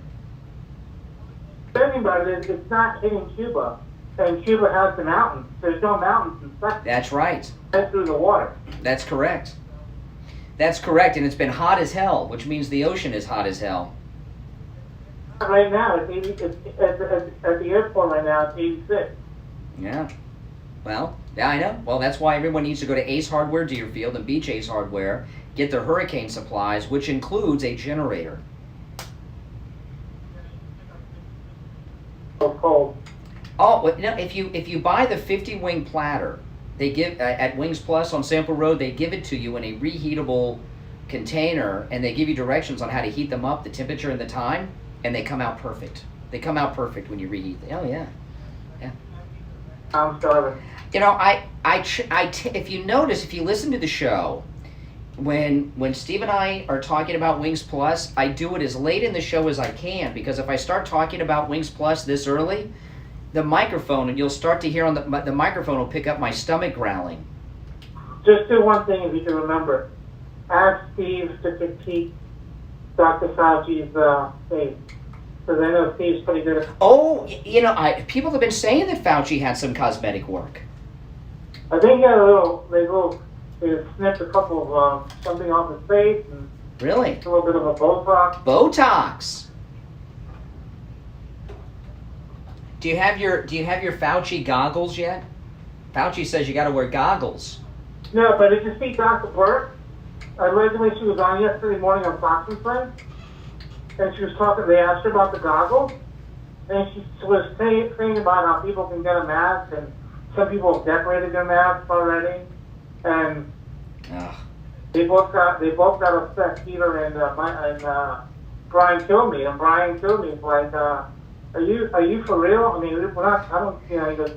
You know what I think maybe I don't have any goggles, but I do have some scuba gear at home. Maybe I'll walk around with a scuba mask on. There was a guy I saw him Twitter 2 weeks ago. He put a mask on and he went to the store with it, and it was a mask of Donald Trump. It was. What about motorcycle helmets? Can you wear a motorcycle helmet with the visor on it? I thought about going on eBay and maybe buying one of those used security helmets with the mask on it. You know, like they wear in the riders. I saw a woman online. She was at a Walmart and she had a helmet on from a Buzz Lightyear Halloween costume, which I thought was pretty clever. Yeah. If I had my old. Remember the old plastic ones? If I had one of those, I'd put that on. If you're on my Instagram, you'll see this. When I went to Walt Disney World last weekend, I was wrapped up like a mummy. You couldn't even see. It could be anybody in the picture. You wouldn't even know it was me. I've got. I got to give you credit. I couldn't do it. I'm a big guy. I'm like 6'2", 280. There's no way I could be walking around in a mask and didn't at this time. It's not easy. It's like walking around like it's. I walked around. I was like the mummy. It's so, you know. Did you wear one of those UV shirts, the long sleeve? My wife got me. My wife got me one of these. It's very ridiculous looking, but she got me one of these as seen on TV Arctic hats that reflect the. Yeah, if you go to my Instagram, you'll see me in it, where it reflects the light off the top. It's got that silver stuff, and on the inside, you pour water in it, and it's got like the cooling towel material inside the hat. It works. Oh yeah, I couldn't believe how well it works. It's like being in the air conditioning, almost. It's that. It looks ridiculous, and I told my wife, I said, "This looks so stupid. There's no way I'm going to wear this at Disney World." And she said to me, "You're wearing a mask. No one's going to see your face. There's nothing." So it's like, you know what? That makes sense. No one can see me. Yeah. All right. Hey, listen, Mike, I got to run, but thanks for the call. Have a great weekend. 35 minutes after the hour. We'll be back right after this. It's hurricane season again. This year, forecasters predict as many as 10 hurricanes. Online. Are you prepared if a hurricane... Go on my Instagram. You'll see the Arctic hat. It is so real. I'll bring it in one day next week and show you guys. You don't want to go through hurricane season without a generator. But yeah, it works. Generators for all size homes at prices to fit every budget. Once a hurricane is on television, generators are the first thing to sell out. But you will have the security of knowing you will not be without electricity if a hurricane hits. With your generator from Ace, you will have the security for every hurricane season to come. Ace also have an incredible selection of chainsaws to cut away the fallen debris. Ace Hardware Deerfield. Are you guys all subscribed? On the west side of US 1. Beach Ace Hardware is located at 232 Commercial Boulevard in Lauderdale by the Sea. Ace Hardware Deerfield and Beach Ace Hardware, your first stop for hurricane prep. And make sure you tell them you heard about them on the Steve Kane Show. Ace is the place with the helpful hardware, folks. If you suffer with diabetes, did you know there's a 25% chance that you will develop a foot ulcer at some point in your life? And foot ulcers, when you have diabetes, can lead to severe health consequences, up to and including amputation. Now, Medicare recognizes the importance of preventative foot care and has provided coverage for those of you who are at-risk patients. I want to introduce you to my good friends at the Soul Authority. At the Soul Authority, at little or no cost, you can receive your very own pair of therapeutic shoes made specially for diabetics. You're probably not aware, but as a diabetic Medicare recipient, you are entitled to one pair of high-quality diabetic shoes with 3 custom inserts per year. These are not the ugly Frankenstein shoes. These are name-brand shoes. They're stylish. They'll provide you with the extra width and extra depth to stop diabetic foot problems before they begin. Oftentimes, amputation due to diabetes is preventable, and one of the preventable measures that is most effective is wearing the proper shoes. Call the Soul Authority at 954-597-7060. Oh, I love it. I got 57 likes and 22 dislikes. So, all of you that like me, like the video. I got 22 dislikes, because I was asking you guys to like the video. All the liberals go and hit dislike, even though they're watching. So, if you guys could go like the video to make up for these trolls, I'd appreciate it. 57 likes, 22 dislikes, because I asked people to like it. That's how petty liberals are. 3782. Listen to the Steve Kane Show on iHeartRadio. I know, they're trolls. Oh man, disgusting. All right, you're on the radio. Good morning. Hey, Doug. You know, I just want to tell you, I was so upset about the schools closing. I wrote a letter to Ron DeSantis. I'm hoping everybody else will write a letter as well to help them decide to make. You have you have young kids, even though you're an older guy. How old are your kids? I have 2, 13 and 11. Oh, 13 and 11. So what is that? 5th, 6th grade, and 9th grade or something? What grades? 6th, 8th, 9th grade. Sure. So last year they got no education because they basically missed the whole end of the year. And distance learning this year, which is no education, yeah. Yeah, they had that distance learning. They thought it was okay, but it wasn't very good. Certainly not any replacement for real school. And now they're going to have this. So I wrote this letter, and I'm hoping everybody else who's upset about it. What did you write to the governor? What did you say to him? I basically said all the talking points why they should be opening this. Well, it's being done county by county. I was watching the local news in Palm Beach County, all right, because I'm in Palm Beach, you know, and they carry Martin County news too, which is the county just north of Palm Beach. And Martin County is Trump country. That's where Dan Bongino lives, and their schools are opening. And they went through the procedures, and there are many counties in Florida that are opening for business. A lot of it's optional. You don't have to send your kid back, but if you want to or need to, you can. And they have everything in place you could possibly imagine. Did you hear my theory on Herman Cain getting the corona? What do you think about that? I know he's a little older now, I don't know, but maybe he's still playing, but perhaps that's how he got it. What I want to know is what did they treat him with? I tried to find out, and there's... Well, whatever it is, I don't think you want it because it didn't work. Well, I know a lot of people say he had cancer. He beat cancer like back in 04, 06. It was a long time ago. He was not a current cancer patient. I know that. I read that, but I was trying to find out what did they treat him with. Mm-hmm.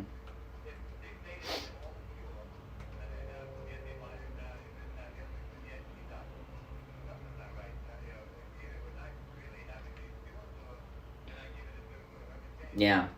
No, he was. I'm sure they did everything they could for Herman Cain. You know. No, maybe they didn't.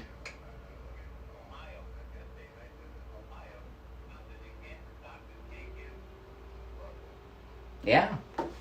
Yeah, and that's a Republican governor up there in Ohio. Well, look, what do you expect? The last Republican governor, John Kasich, is speaking at the Democrat convention. John Kasich. What a piece of work that guy is. I'll never, yeah, come on.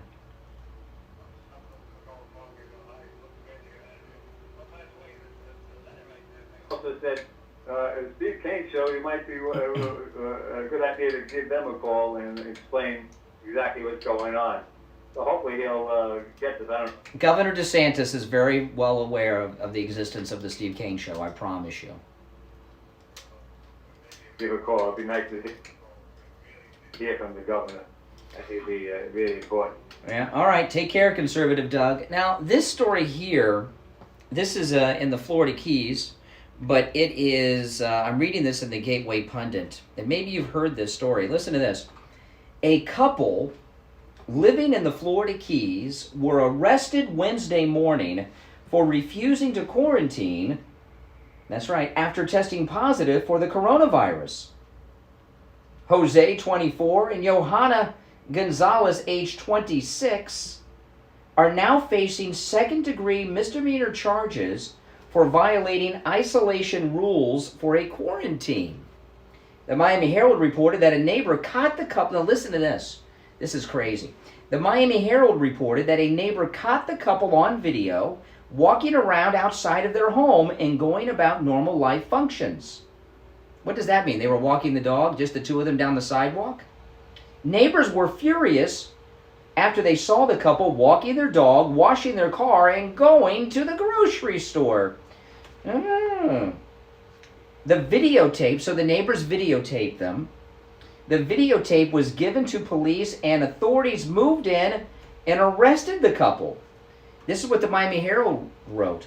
2 Key West residents who tested positive for COVID-19 were jailed Wednesday night after defying a quarantine order from the state health department. That's right. Jose had posted on Facebook July 14th he tested positive for corona, urging anyone who had been in contact with him in the past week to get tested.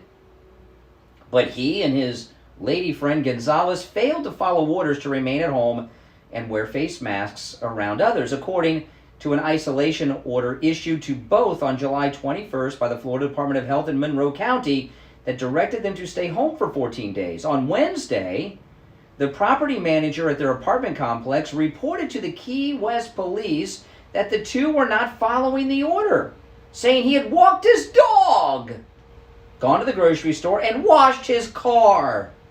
Both had been seen leaving and returning home without wearing face masks, according to a police report. The property manager gave police some video footage of the couple. It was taken by a surveillance camera located in a common area of the complex. An officer took the video to the judge, and the judge signed the warrant. And boom, they were arrested and jailed. Oh my, what are you guys' thoughts on that? Yeah, I know. You know what, this is like East Germany. Remember that movie the liberals loved? It came out about 10 years ago. I don't remember the name of it. It was a German foreign language film. They were talking about Best Foreign Language Oscar. And it was about a guy in East Germany whose job it was to listen in on everyone. It was a very good movie. I saw the movie. It was in subtitles. Very good movie. That's what's going on here. You've got these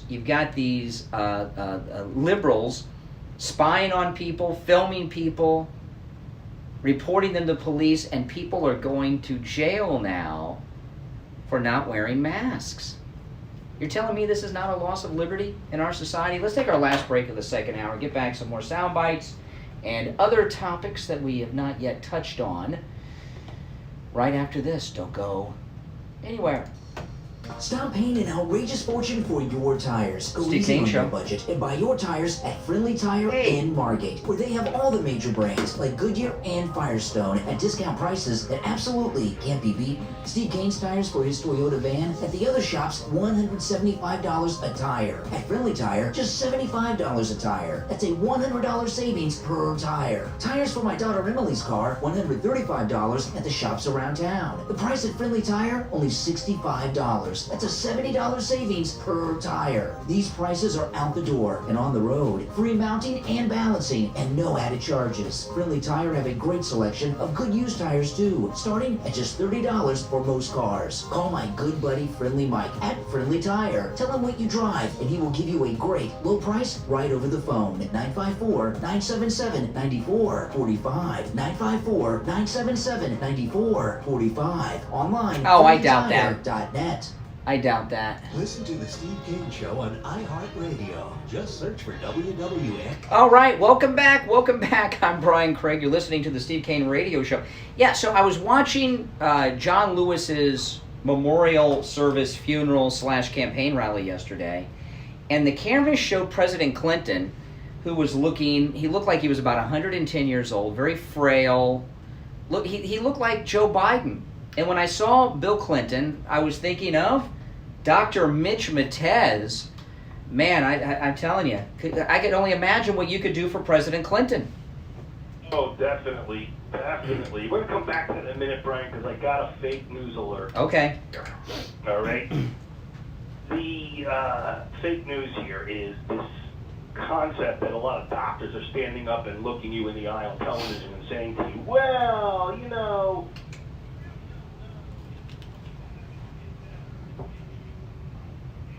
yeah. okay, the reason that you got better is because your body developed antibodies that kill the virus. These same people that are telling you, well, we're not really sure, 3 sentences later say, oh, by the way, if you've had it, please come in and give us your blood so we can use your plasma to kill the virus in other people.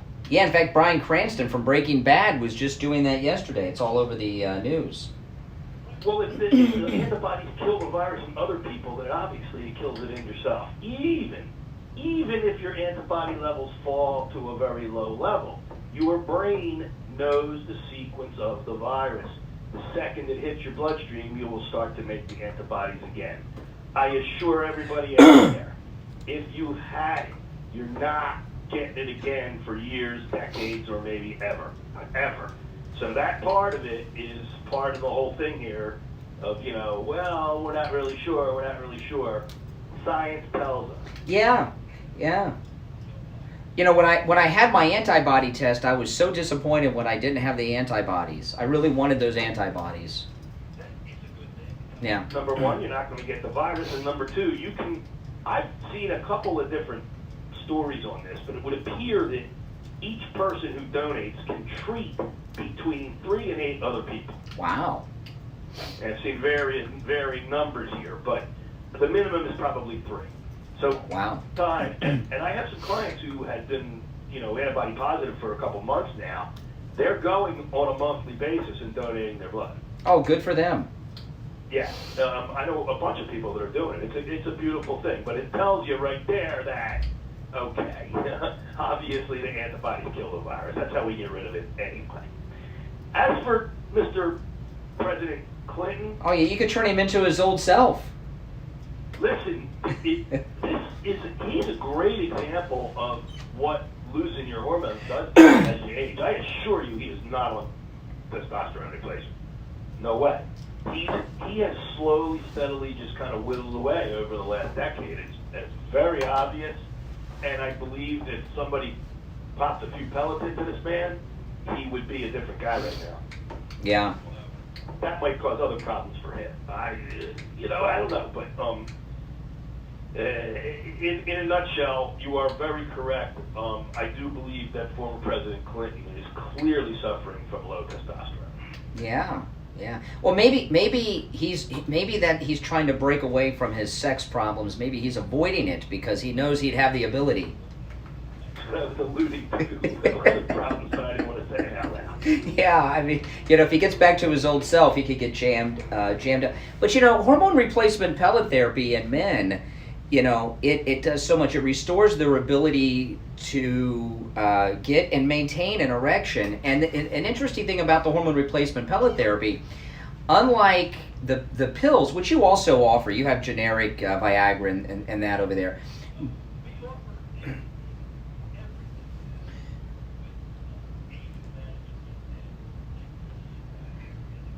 But with the hormone replacement pellet therapy, a man can get and maintain an erection on demand as needed, as opposed to taking the pill and waiting. Yeah. Back where you used to be, and I think most men out there remember that getting an erection, that you had to actually think about. And I'll tell you, let me ask you this, because obviously, you have generic Viagra you offer to patients, right?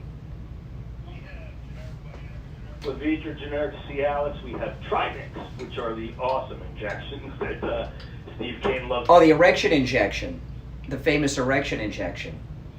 Hormone replacement, we have peptide therapies, we have procedures, the O shot and the P shot. We have the gamut of sexual rejuvenation. Absolutely.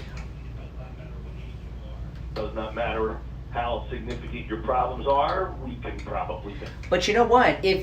So if you're low on hormones and you use these other treatments, the Cialis, the Viagra, the erection injection, you're going to get an erection, no doubt about it, which is a good thing. But you won't have that energy to last as if you had the hormone replacement pellet therapy. The hormone replacement pellet therapy gives you an erection, allows you to maintain the erection, and you have the energy to keep on trucking. That's correct. Let me go backwards for a quick second, Brian. If you do not have adequate testosterone level in many men, Cialis will be useless. Hey, I've been using Viagra, it was working great, and now over the last 6 months it's not even working. Listen, give Dr. Mitch Matez a call, and to the girlfriends and wives out there, it is not unusual for the lady friends and spouses of men to call and make an appointment with Dr. Matez because they want their men to be able to get and maintain erections. It's a free consultation for listeners of the Steve Kane Show. Just mentioned you heard him on the radio. 561-953-5490. 561-953-5490. And online, hormonetherapybocaratone.com. All right, Dr. Matez, I know you live on the beach. So watch out for the hurricane this weekend. Yeah, we're not gonna take it. Well, you're one of those beach fanatics, All right, Dr. Matez, have a good weekend. We'll talk next week.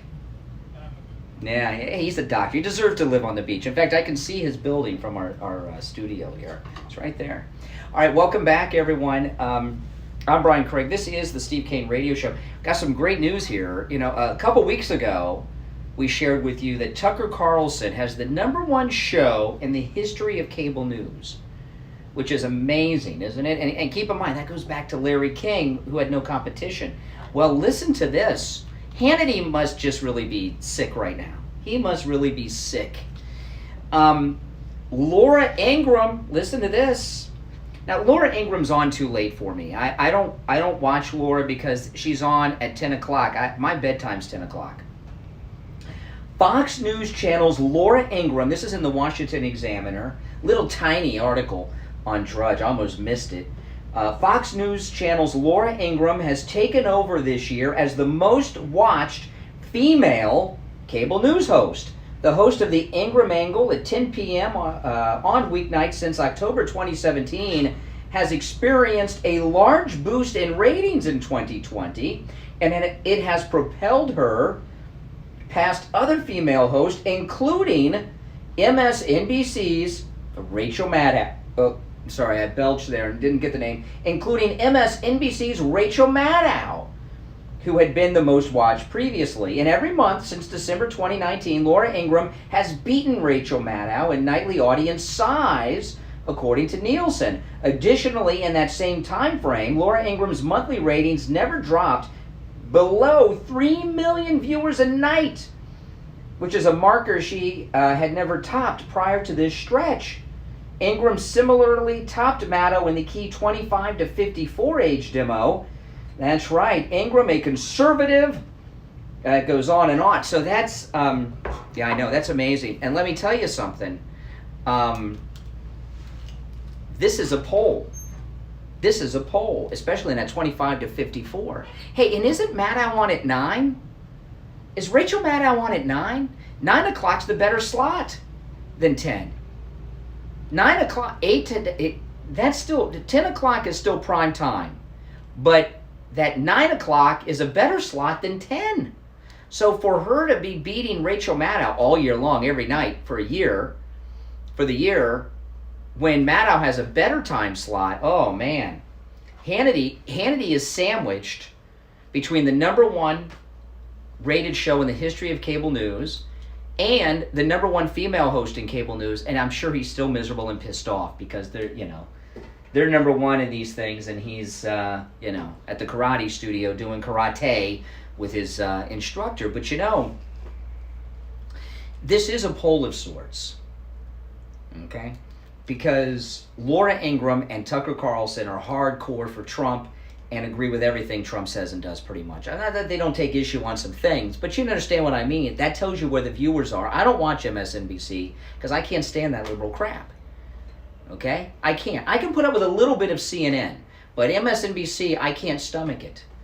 Liberals couldn't stomach Laura Ingraham and Tucker Carlson. They couldn't stomach it. It's too hard. It's too much truth. And this huge rating surge, just destroying the competition, tells us where likely voters are, because people that watch Fox News Channel, CNN, and MSNBC are likely voters. So I consider that to be a poll in favor of Trump in this election cycle. You're on the radio. Good morning. Yes.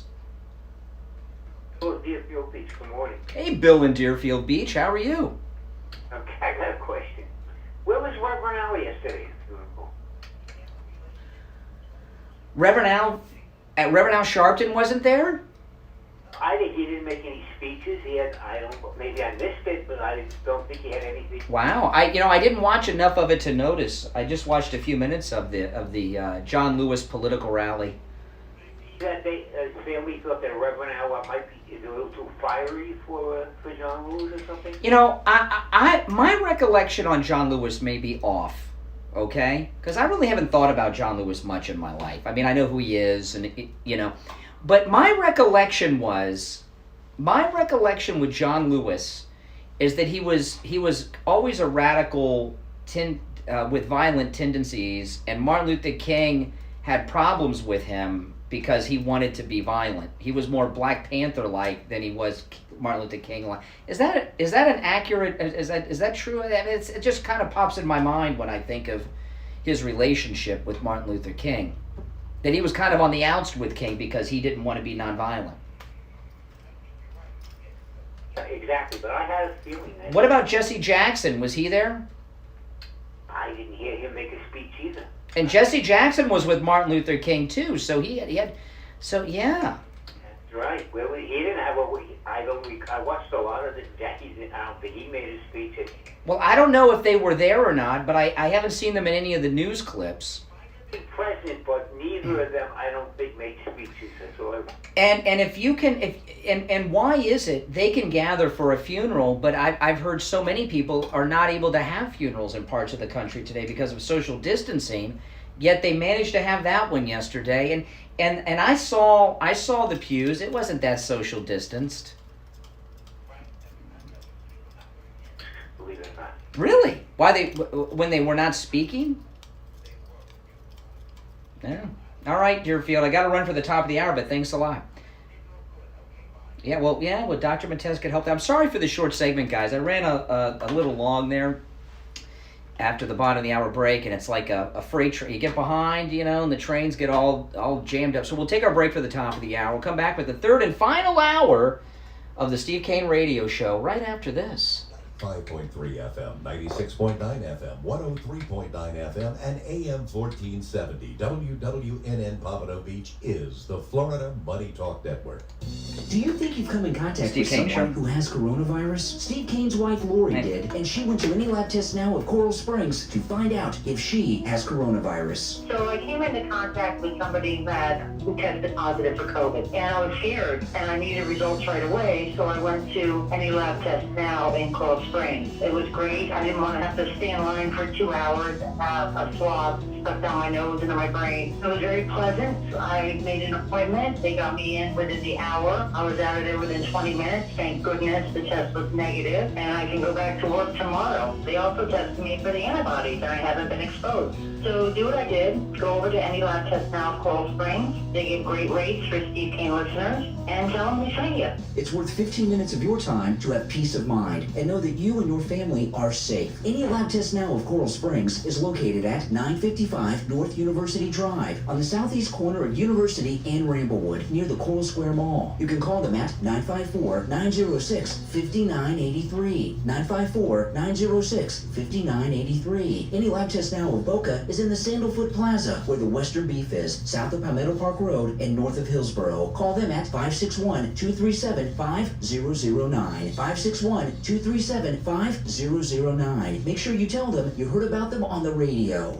The Steve Kane Show is brought to you by attorney Barry Siegel at the Siegel Law Group. Avoid probate with a revocable living trust. $350 for single people, $450 for married couples. When you complete your trust with attorney Barry Siegel, he will give you a $100 gift certificate to Tavolino Italian Restaurant in Coral Springs. The Siegel Law Group, with offices throughout Broward. Thanks for all those likes, guys. I appreciate that. Call toll free 73 likes, pretty good. 855-FLA 3782. Listen to the Steve Kane Show on iHeartRadio. Yes. All right. Third and final hour has begun. My name is Brian Craig. You are listening to Florida's longest-running radio show, The Steve Kane Show, on the radio since 1977. Oh, boy. And as frightening as this is to say, I've been with the show most of that time, I think. Oh, my goodness. Welcome back. If you're new to the show, welcome. We are live Monday through Friday from 6 until 9 a.m., with overnight rebroadcast 7 nights a week, midnight till 6 a.m. In fact, Monday through Friday, the Steve Kane Show is on the radio from midnight until 9 a.m. Midnight till 9 a.m., Monday through Friday. Overnight rebroadcast on the weekends, midnight till 6 a.m. And we broadcast on 4 radio stations here in Florida, AM 1470, 95.3 FM, 96.9 FM, and 103.9 on the FM dial. So welcome. This is the most pro-Donald Trump show anywhere in the world. You will never hear me disagree with President Trump, ever. I will never disagree nor criticize our president, and I say that with pride. A lot of people like that. Oh no, every other Thursday you got to do a whole show ripping Trump or you'll lose credibility. You'll never hear me. Not that President Trump has done anything I would disagree with, but you will never hear me disagree with President Trump. All right, let's go to our phones. You're on the radio. Good morning. Good morning, Brian. Had an interesting 3 days in South Florida. The highlight, the most positive experience of it was my 2-hour visit with Dr. Gupta. It was Yes, the Steve Kane Show dentist, Dr. Gupta. He's a great dentist, great guy. the tooth extraction was really quick and painless, and then he had 2 hours of work. The improvement in my teeth is a gradual one, but yeah. That's great. That's great. How about your Brazilian stripper? Have you met up with her yet?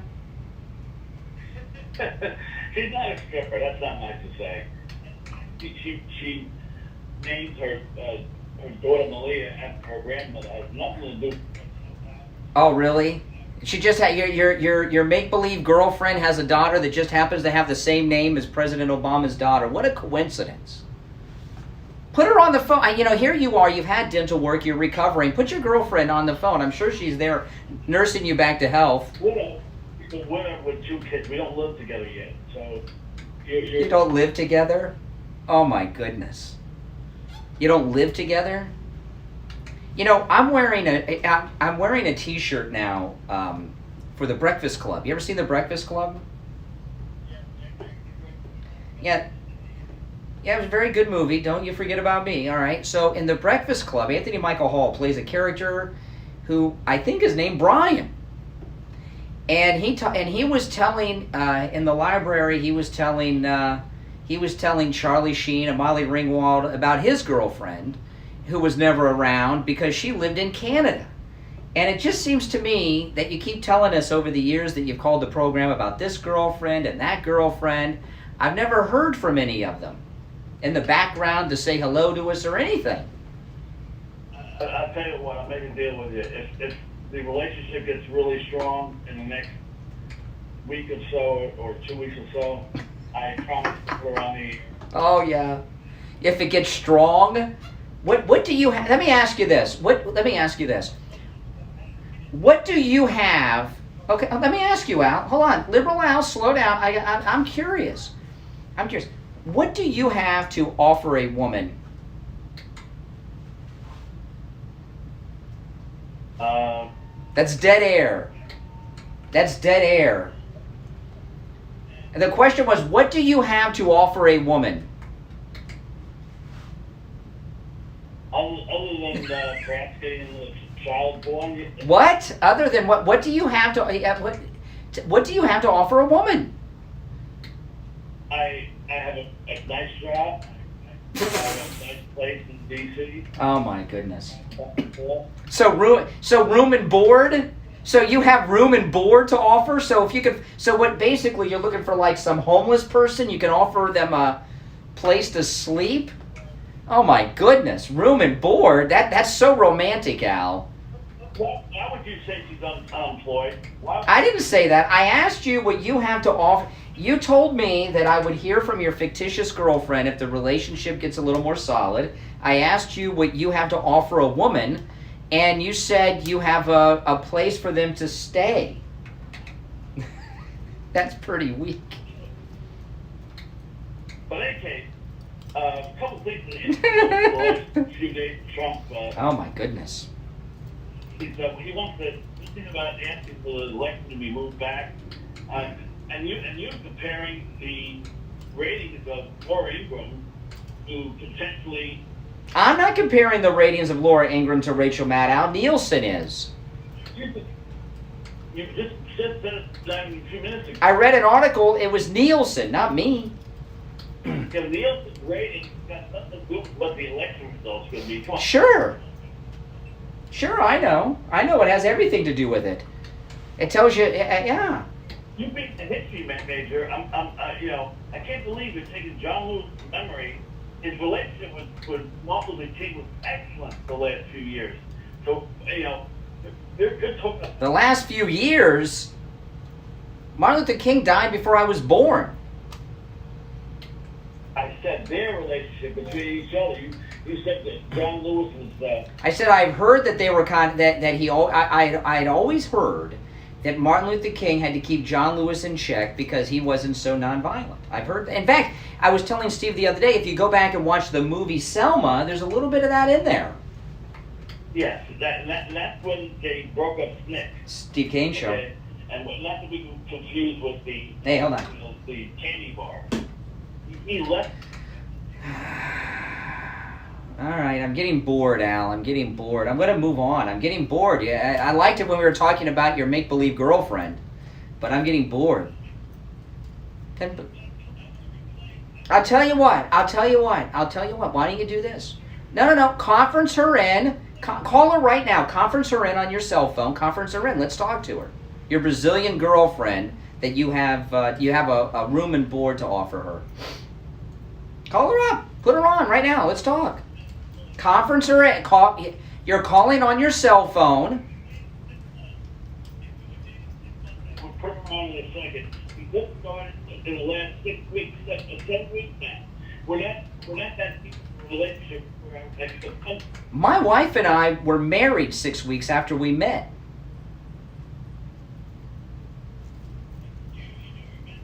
At Lex's Diner, that she wasn't the topic of conversation. Beth said you found the one during that conversation. What are you talking about?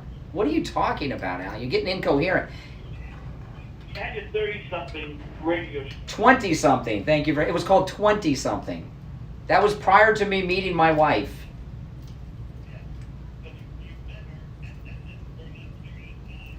No, I didn't. I met her long after. That. But what does that got to do with your fake girlfriend? All right, Al, goodbye.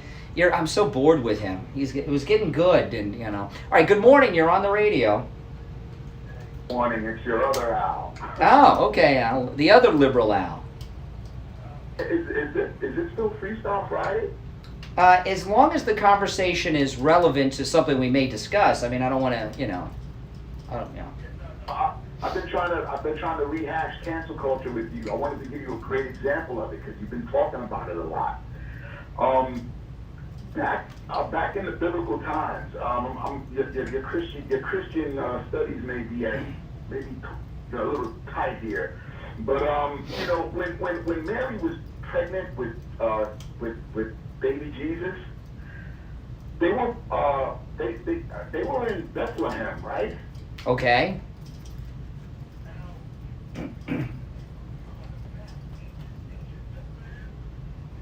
Palestine. No, it's Palestine. Where's you talking about Israel? Okay. All the firstborn to be killed. Let me test your biblical knowledge here. Where did Mary and Joseph? No, they fled to Bethlehem, didn't they? Oh, where'd they go? Egypt? Where'd they go? Okay, Egypt. Okay. And Africa? If you were a Caucasian person with blue eyes and blonde hair, and you were trying to flee somewhere to hide, why would you go to an all-black nation to hide if you were Caucasian? Now listen, I am not an Egyptologist, okay?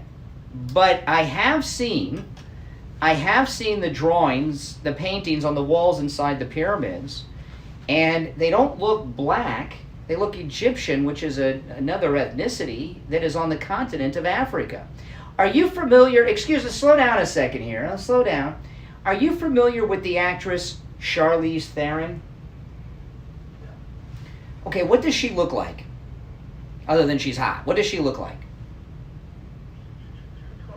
She's Caucasian. She's white, and she has blonde hair. Do you know where she's from? Where do you think she's from? It does matter. To your point, she's from Africa. She's from Africa. In fact, she's an African. Charlize Theron is an African. She was born in South Africa. She's an African. Just because someone is an African doesn't mean they are black. Not all Africans are black. Charlize Theron is as white as it gets, you know? You could be on another one of your famous mutes. You're not on mute. You're on the air.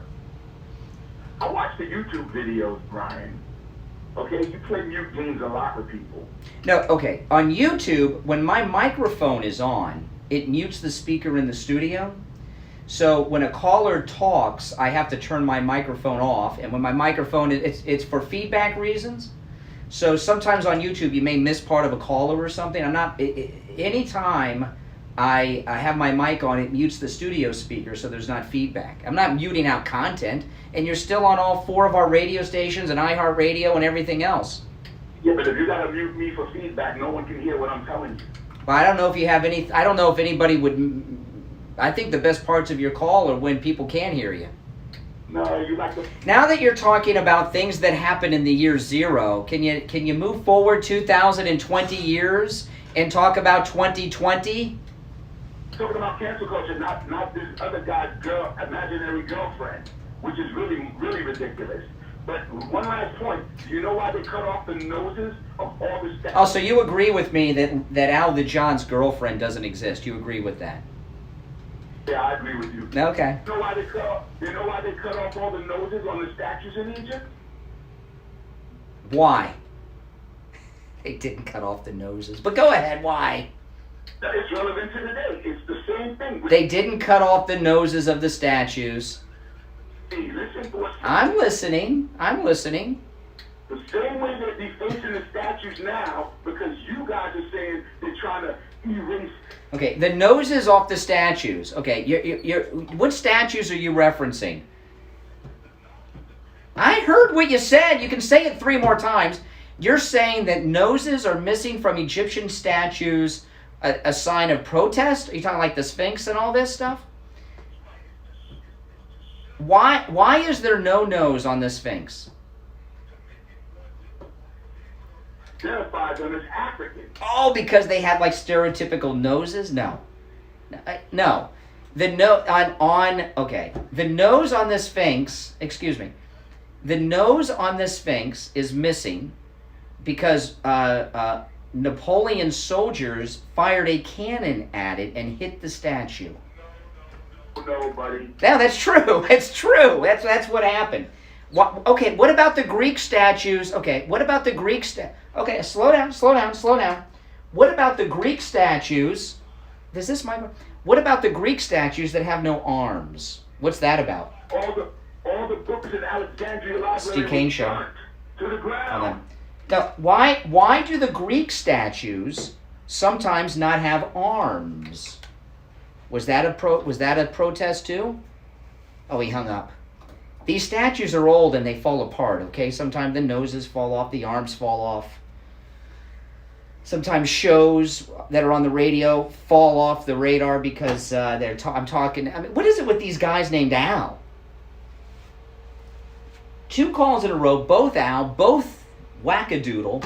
Let's take a break. If you're on hold, stand by. I'm going to go back to the phones when we get back from this break.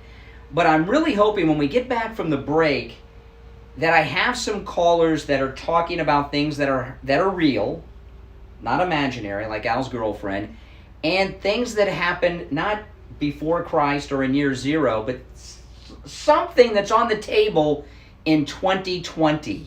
Okay? Can we do that? We'll be back.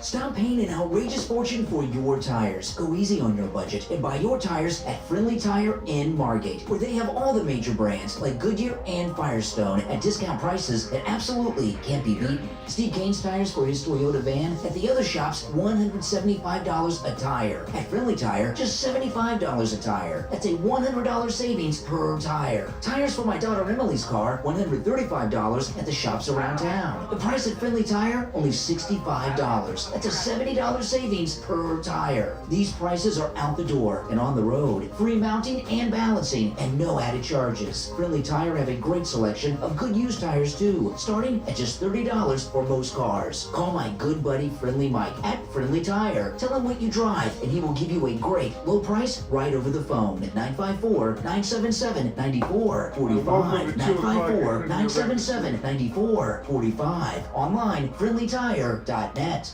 It's hurricane season again. This year, forecasters predict as many as 10 hurricanes. Are you prepared if a hurricane strikes? Ace Hardware Deerfield and BJ's Hardware with the is fake your girlfriend. hurricane preparation The location. imaginary You won't go through girlfriend. hurricane season without a generator. Well, he Ace called in the Hardware other day. He was generators for flying all back to sizes. town to see his Prices Brazilian every girlfriend. budget. Once a hurricane is So on I said, you television, might have a hard time generators are finding her. The first strip thing to clubs are sell out. closed. But you will have the security of knowing you won't be without electricity if a hurricane hits. With your generator from Ace, you will have the security for every hurricane season to come. Ace also have an incredible selection of chainsaws to cut away the fallen debris. Ace Hardware Deerfield We'll do it after the show. the west side of US 1. BJ's Hardware is located at 232 Commercial This is Boulevard all in you're gonna Lindale have by the at Sea. Ace This. Hardware Deerfield I'll show and it to you. It's BJ's nothing. Hardware, your first stop for hurricane prep. And make sure you tell them you heard about them on the Steve Kane Show. Ace is the place with the helpful hardware, folks. Listen to the Steve Kane Show on iHeartRadio. Just search for WWN. All right, we are back. Steve is in studio today.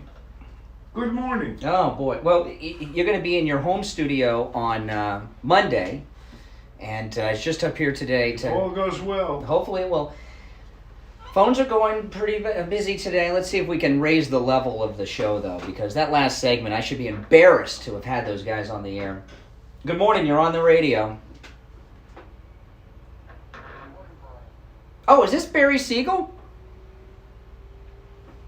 Oh, well, I know we're going to elevate the level of caller to the program after those last two callers. Now we have attorney Barry Siegel from the Siegel Law Group on the line, our estate planning attorney. Hey, Barry Siegel.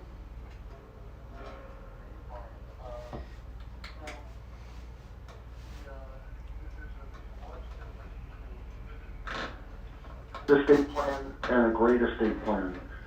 And in my opinion, a great estate plan is one that's going to also, in addition to all the other things that a typical estate plan might do, will help protect your assets. Because really at the end, what good is an estate plan if it didn't help you protect your assets and you have nothing to leave to your loved ones? So if you don't know these terms, these are terms that you should know. Qualified income trust, ladybird deed, service agreement. You should make sure that you have a power of attorney with the elder law language in it. All of these things can make the difference between protecting everything if you or your spouse happen to become ill and you don't have sufficient long-term care, or losing everything. So I would suggest to anybody to take advantage of a free consultation where we can discuss these issues and make sure that you have a great estate plan that's going to protect you and your life. Absolutely. And let me tell you, if you've ever been to one of Attorney Barry Siegel's workshops, which are absolutely amazing, every possible scenario imaginable under the sun, Barry has thought of, because he's had so many clients and been doing this for so many years. Give Attorney Barry Siegel a call. His number's toll-free, 855-FLA 3782, 1-855-FLA 3782, and online, SiegelLawGroup.com. All right, Barry, take care during the hurricane this weekend, and we'll talk next week. All right, take care. Well, welcome back to the studio, Steve. Been a while. Yes, it has. Oh, man. Your own studio, though, is about done. Well, hopefully we're getting the finishing touches today. You know, Biden had another embarrassment yesterday. The Zoom call. He did a Zoom, the Zoom, and well, here it is. This is playing. This is the man who would have his finger on the button if he became president. Mr. Vice President, as you know, the AFT represent teachers, paraprofessionals. Priscilla, the Vice President, can you hear the Vice President? He just said hi. By the way, Democrats, the Vice President, his name is Pence, Vice President Mike Pence. Joe Biden is not the Vice President. He's the former Vice President, but he's not the Vice President. Anyway, a minor correction. Picking it. Yeah. Mr. President, as you know, the AFT represent teachers, paraprofessionals. Priscilla, the Vice President, can you hear the Vice President? Oh. Hi, how are you? That's okay. She just did. How are you? Where are you speaking to me from? Where are you now? Uh-oh. Yeah, it's back. Oh, my goodness. Who's on first? Never mind.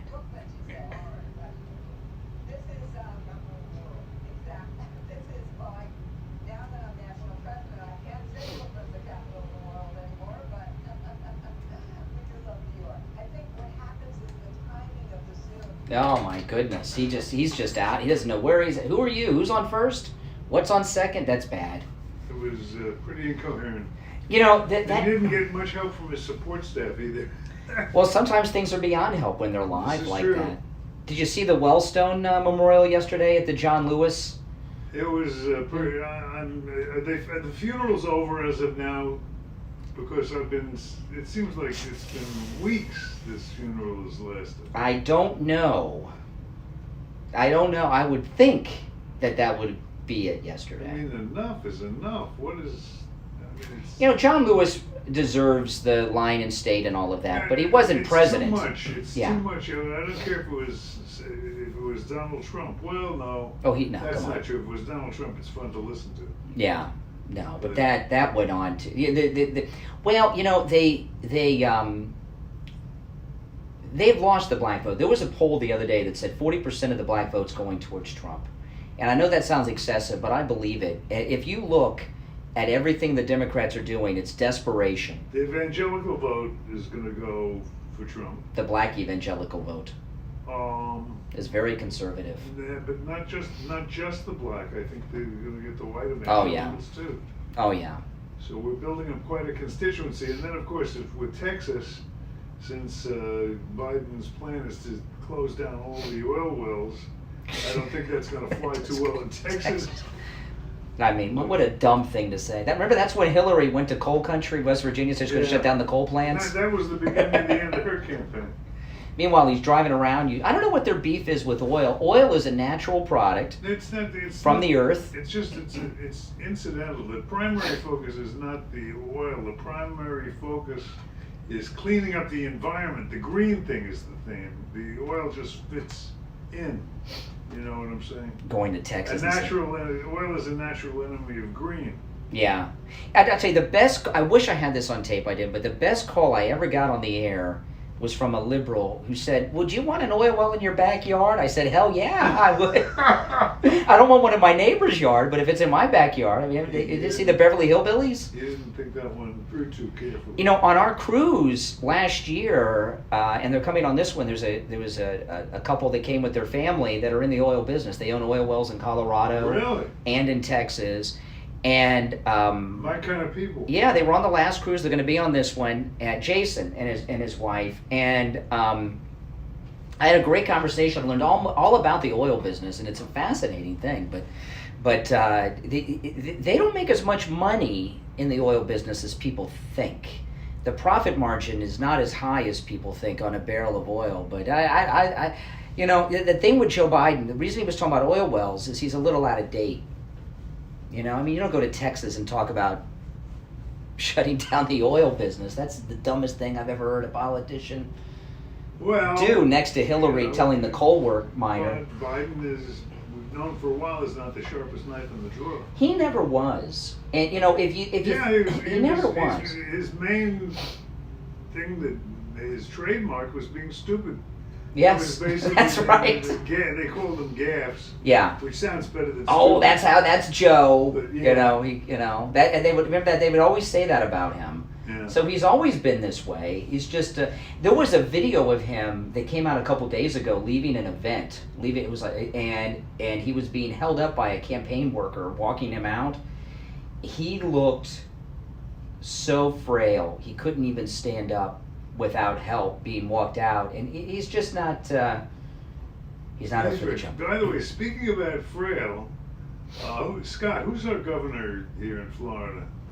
Ron DeSantis. No. The last governor, Rick Scott. Rick Scott. Rick Scott. He's skinny. Skinny is not the word for it. I mean, he looks. He's got a big head. He looks not well. His shirts collars don't fit, and he basically looks ill. Rick Scott? What does it, Nick Lawrence, you say? He looks ill. Yeah. But I like Rick Scott. You didn't notice that? He is skin. He looks like a I skeleton. mean, he's always been. That's the word. You've got the exact word to describe it. Skeletal. Yeah. He's gone from skinny, which he always was, to skeletal, which is what he is now. You know, I was talking in the first hour about this, because this thing with Herman Cain, with the coronavirus. And, you know, the thing about Herman Cain, I was talking about this earlier. It was reported on Fox News by John Roberts, the Fox News White House correspondent, that he was tested for coronavirus at the Tulsa rally because he was going to meet the president. He got it after. Right. And I was telling you, you know, you were talking months ago when the spring breakers were here in Florida that there's an STD component to coronavirus transmission. I think it's more than a component. I think it's the major way it spreads. The thing that made me realize that was there was a moment, it was more than a couple of weeks ago, maybe a month or two ago. There was a moment when the age range dropped precipitously. It went from being older people, and all of a sudden, almost overnight, within a period of a week or two, everybody was testing under 30. Yeah. Or under 29 plus. And I said, that's because of these people, you know, it's not just that they go to bars, it's what they do afterwards. And I thought back on some many years ago, to what I used to do for recreation in those days, and it was pretty much all in the sack of the looking for Mrs. Goodbar. Exactly right. Or Ms. Goodbar. Well, you know, and I was telling you, and this is how it fits into Herman Cain. This is just a theory, and I'm a little, you know, I was uncomfortable to say, but I'm going to say it again. There are 4 people I know, all in my family, that have had coronavirus. They've all recovered. I have an aunt and uncle, and then another couple that are married. And the other couple that are married, they have young kids, a teen and a preteen. The kids didn't get it. One got it to the other. 2 married couples, both gave it to each other. You know what I mean? So they sleep together. Probably when they're married, they don't even think about it. Yeah, they sleep together. So Herman Cain, we know he was a sugar daddy. This is what ran him out of politics. Remember, he had the sugar baby in Atlanta, and then there was the other one in Chicago. I like the term player better. Yeah, he was a sugar daddy. He had the girl in Atlanta, the girl in Chicago, and that type of behavior with guys like that typically doesn't stop. And if they bothered to move beyond Tulsa, which the media doesn't want to do, and do some investigation, I would like to find out who his current sugar babies are, and find out if any of them have the corona. By the way, we'll be able to tell with some of these sports experiments that are going on now, if my theory is correct, which is basically there's a big sexual component to That's why the baseball players have it, and the NBA bubble's okay, for the most part. They had a couple guys in the NBA bubble. That's temporary. If my theory is right, these guys don't have the willpower to go without sex for a couple of months straight. Well, they're not going to the baseball they're going to start sneaking out, and it's going to start happening. What happened to the Marlins? The baseball players are getting it. The NBA bubble, they've had a couple cases, but one guy got out of the NBA bubble and was in a strip club. You know, so if they do, these guys at the NBA bubble, someone escaped or came in contact with someone who did. When you're dealing with professional athletes, from everything I've heard throughout my life, from every source I can think of, sexual activity is a large portion of what they spend their time on the road doing. This thing here with the NBA bubble, because you saw they're all kneeling with the Black Lives Matter. There has not been, no one has thought about the symbolism of this. You've got a large number of black men who are being held in captivity here in the South, in Florida, by white owners that have often been referred to. They're like slaves. Exactly. They're rich slaves. That was the first thing but the NBA bubble's like a plantation. Yeah, absolutely. And if they escape, it's like, you know, it's like they get all oh, look who we have on the line. We have Richard Pearl from Simply Natural. Hey, Mr. Richard. Pearl, how are you today?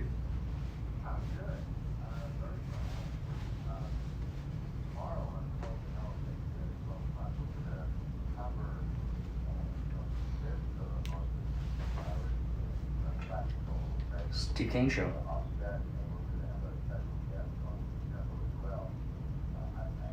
Hold on.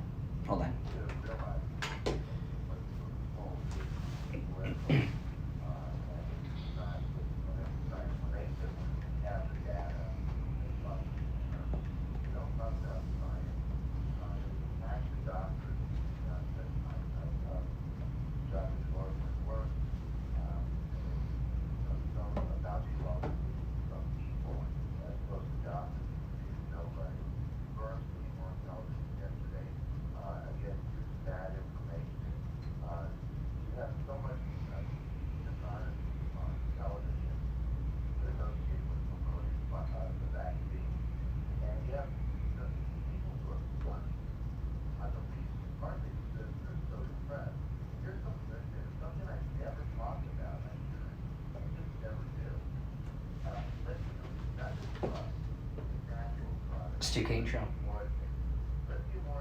Hey.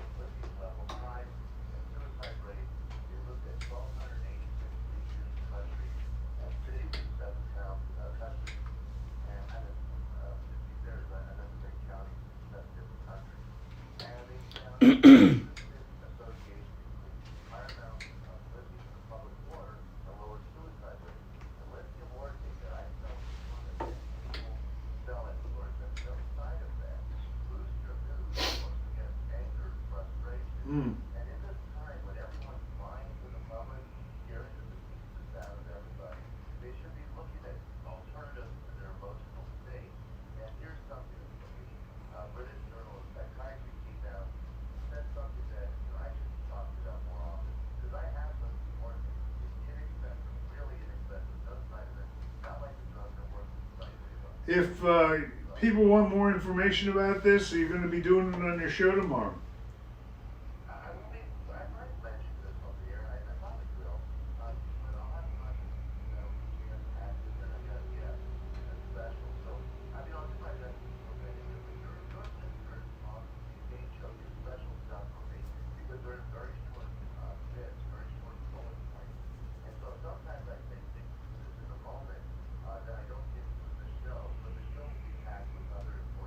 Well, tell them where they can find you and where the show is tomorrow.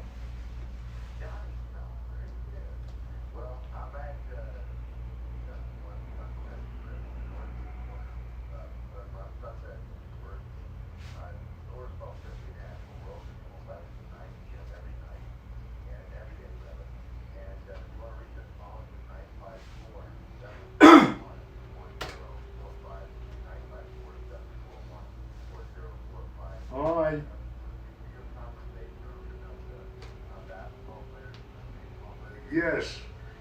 Well, don't you? I mean, doesn't it stand to reason? I mean, if these athletic seasons are dependent upon groupies, strippers, and on professional athletes maintaining non-sexual mindset for 3 or 4 months, it's never going to happen. Exactly right. Exactly right. All right, Richard Pearl. We'll talk on Monday. Have a great weekend. I got Richard's endorsement on that. That's great. That's right. Let's go back to the phones. Have been very hot today. You're on the radio. Good morning.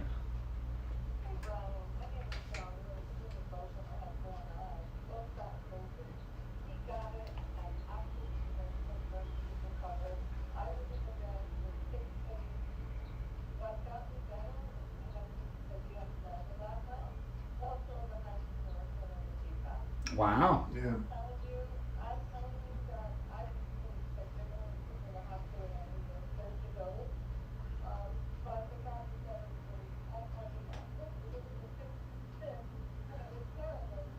How old are you?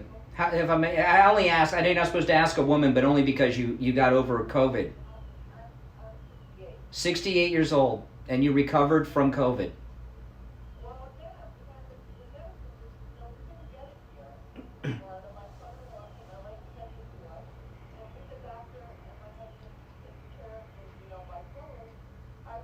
How'd your son get it in California?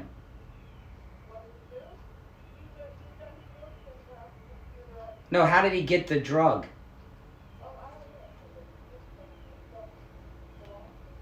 See, they're creating a market like oxycodone with this stuff. Right. That's what's going on. Yeah. Well, listen, I am glad that you recovered. That's great. And have you been tested? I guess you got the antibodies now. That must be a relief. What do you think about this component that we've been talking about, the couples, because of the close contact in the bedroom?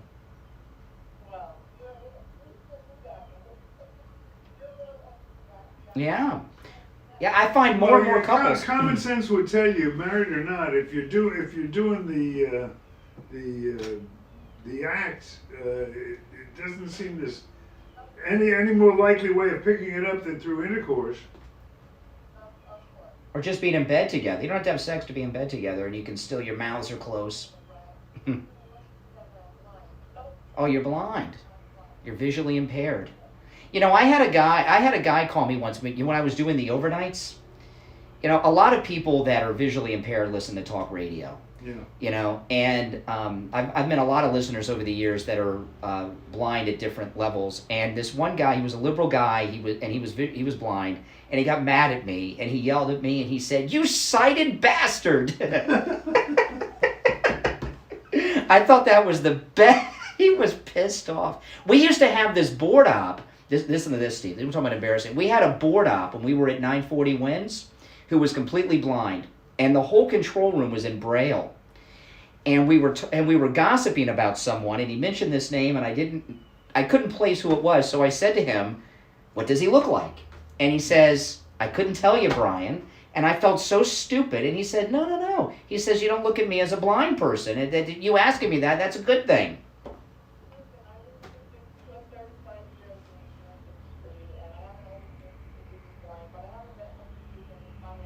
Well, listen, you got over the COVID. Hey, listen, thanks for the call. PJ, you're on the radio.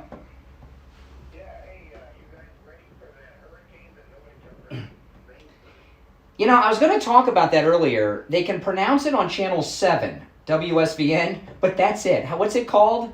E-I-E-I-O. Just remember old McDonald's.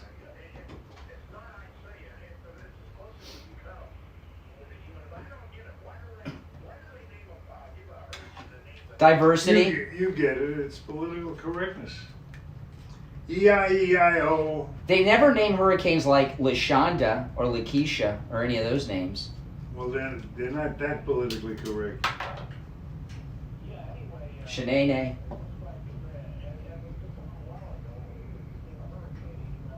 I know. Yeah, they say that all the time. You never know, though. They've got that spaghetti model of which we are in, and they have it going up the coast, but all you the never noodles are in the same spot, though. They're going. There's not a spread. We're going to get some bad spread. weather. We're going to get some very bad weather, and I'm telling you, this is going to be a bad hurricane season. I just know it. I don't want it to be. I don't like hurricanes, but it's going to be. It's going to be. All right, PJ, take care. That's why I've been telling everyone to go over to Ace Hardware Deerfield to Beach Ace Hardware. And here's the thing, okay? Because I have a generator, and when I was at Wawa this morning getting gas, a guy pulled up and he had in his pickup truck started filling up the 5-gallon containers. So I'm going to fill up some of mine today. Ace Hardware Deerfield, Beach Ace Hardware. Not only do they have generators, they have them in a whole bunch of different sizes. Okay, so if you got a condo, you got a home of a different size, or even a business, when you go over there, talk to them and tell them what you need the generator to power if you lose electricity. My generator, I don't lose air conditioning, Steve. I don't lose TV, cable, internet, my refrigerator. It's because, that's right. Ace Hardware Deerfield, Beach Ace Hardware. Go over there and get yourself a generator. And a great thing about a generator is this: they last forever. They do. So you have it for every hurricane, every year after year, and it's a lot of added security. I don't worry because I know I'm always going to have electricity because I have a generator. And when you go to sell your house, that'll be the number one feature you can point to. Well, it's on wheels. Although I do have it very well secured with locks and everything. But I can take it to my next house too, or leave it and sell it. And when I sell the house, I could do either thing. Listen, we're going to take our last break of the day. You're listening to Florida's longest running radio show, The Steve Kane Show, on the radio since 1977. Steve's here. I'm Brian. We'll be back right after this. Season again. This year, forecast predict as many as 10 hurricanes. Are you prepared? I had something to talk about, and we got distracted with those callers, and I forgot what it was I was going to bring up. Location. You don't want to go through hurricane season without a generator. Ace carry generators for all size homes at prices to fit every budget. Once a hurricane is on television, generators are the first thing to sell out. But you will have the security of knowing you will not be without electricity. The most amazing with your generator from Ace. thing about that sexually transmitted good come. Ace aspect also of have an COVID incredible selection of is chainsaws that to with cut all away their the fallen educating debris. and all Ace that Hardware stuff, Deerfield, it's true. just It's south the of most Hillsborough, obvious on the west side of US source, 1. and they Beach never Ace mention Hardware it. is It's true, located though. at 232 Yeah, but I Commercial mean, that's the Boulevard crazy in Waterloo part. by the Sea. No one's Ace going Hardware to say it, Deerfield and except Beach Ace us. Hardware, your first stop for hurricane prep. And make sure you tell them you heard about them on the Steve Kane Show. Ace is the place with the helpful hardware, folks. I'm trying to get you Stop paying an outrageous fortune for your tires. Go easy on your budget and buy your tires at Friendly Tire in Margate, where they have all the major brands like Goodyear and Firestone at discount prices that absolutely can't be beaten. Steve Kane's tires for his Toyota van at the other shops, $175 a tire. At Friendly Tire, just $75 a tire. That's a $100 savings per tire. Tires for my daughter Emily's car, $135 at the shops around town. The price at Friendly Tire, only $65. That's a $70 savings per tire. These prices are out the door and on the road. Free mounting and balancing and no added charges. Friendly Tire have a great selection I don't think it of works. good used tires too. He didn't answer. $30 for We'll most come back tires. and I'll try him in a Call minute. my good buddy Friendly Mike at Friendly Tire. Tell him what you drive and he will give you a great low price. Oh, I know what I over the was phone. going to do. 954 I remember. But we'll come back and I got to try to get him. 954-977-9445. Youngerman, he didn't answer. FriendlyTire.net. Listen to the Steve Kane Show. I have something to play, so I'll call him on the play. WWNN. All right, we are back. Yeah, I did this early in the show yesterday, but I wanted to play this for you, Steve. There's this new thing they're doing on MSNBC. This shows you how much of the black support the Democrats have lost to Trump. They're bringing on black Trump supporters on MSNBC and trying to discredit all of them by accusing them of selling out the black community. And it's happened a couple times this week, but this one here is getting a lot of play because this guy asked a great question back. Let me pull this up here. Hold on, I got my sound bites messed up here. Okay, this is MSNBC. It's day before yesterday. Black anchor, who sometimes is on the Today Show, I don't know his name, but black liberal anchor, and he's interviewing a black Trump supporter, and this is the exchange. To traffic and facts, and much of what you just said is factually false. But I do want to, this is, no, Representative Jones, this is my show, I'll ask questions. Give me a second. Well, you had me on your show, I so know, let me explain. but Don't cut me off. I'm not cutting you off, but I do want... This is good.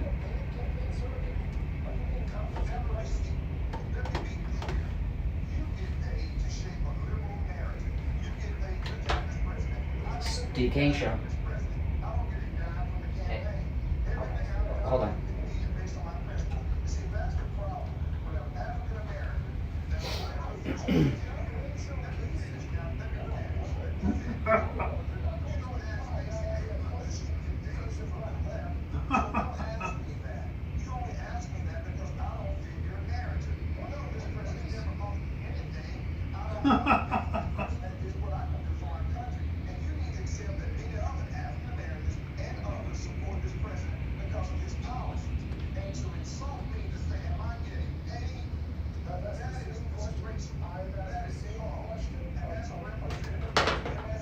Oh, please.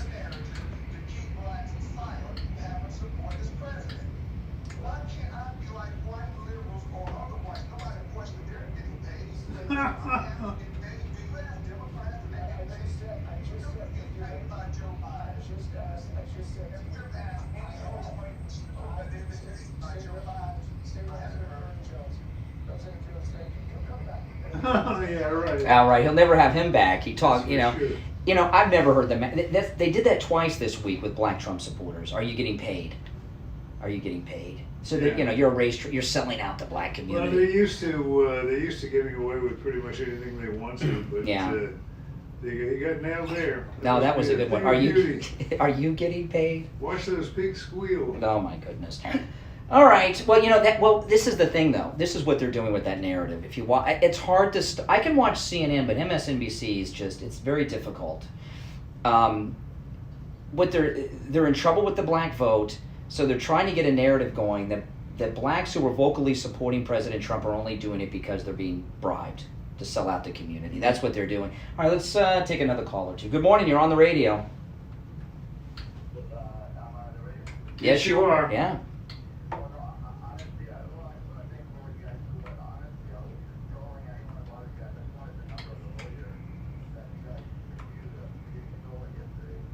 you're talking about the mask guy?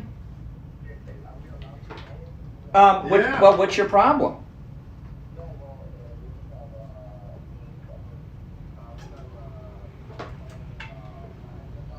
The Steve Kane Show.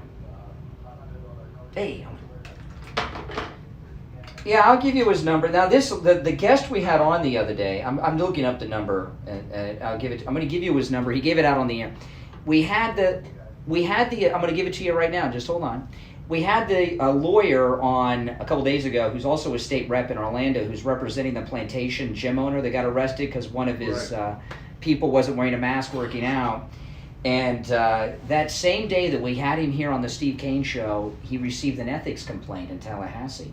I don't know if there's a connection. Here's his number, 352-455-2928.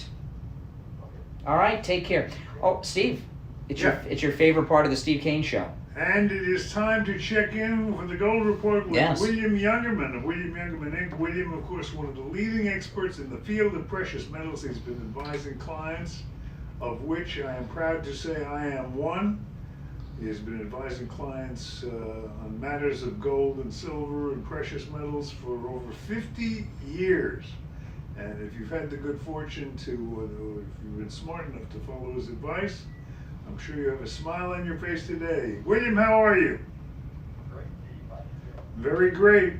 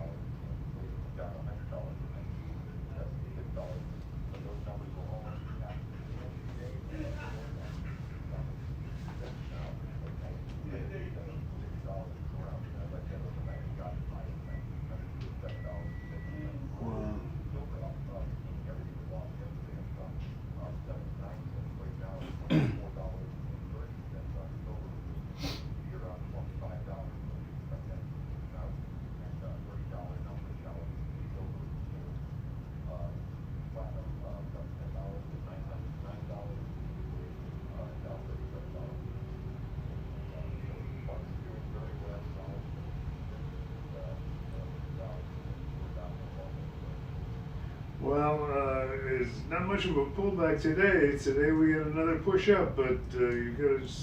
That's the name of the game, William. Tell them how to buy on the pullbacks.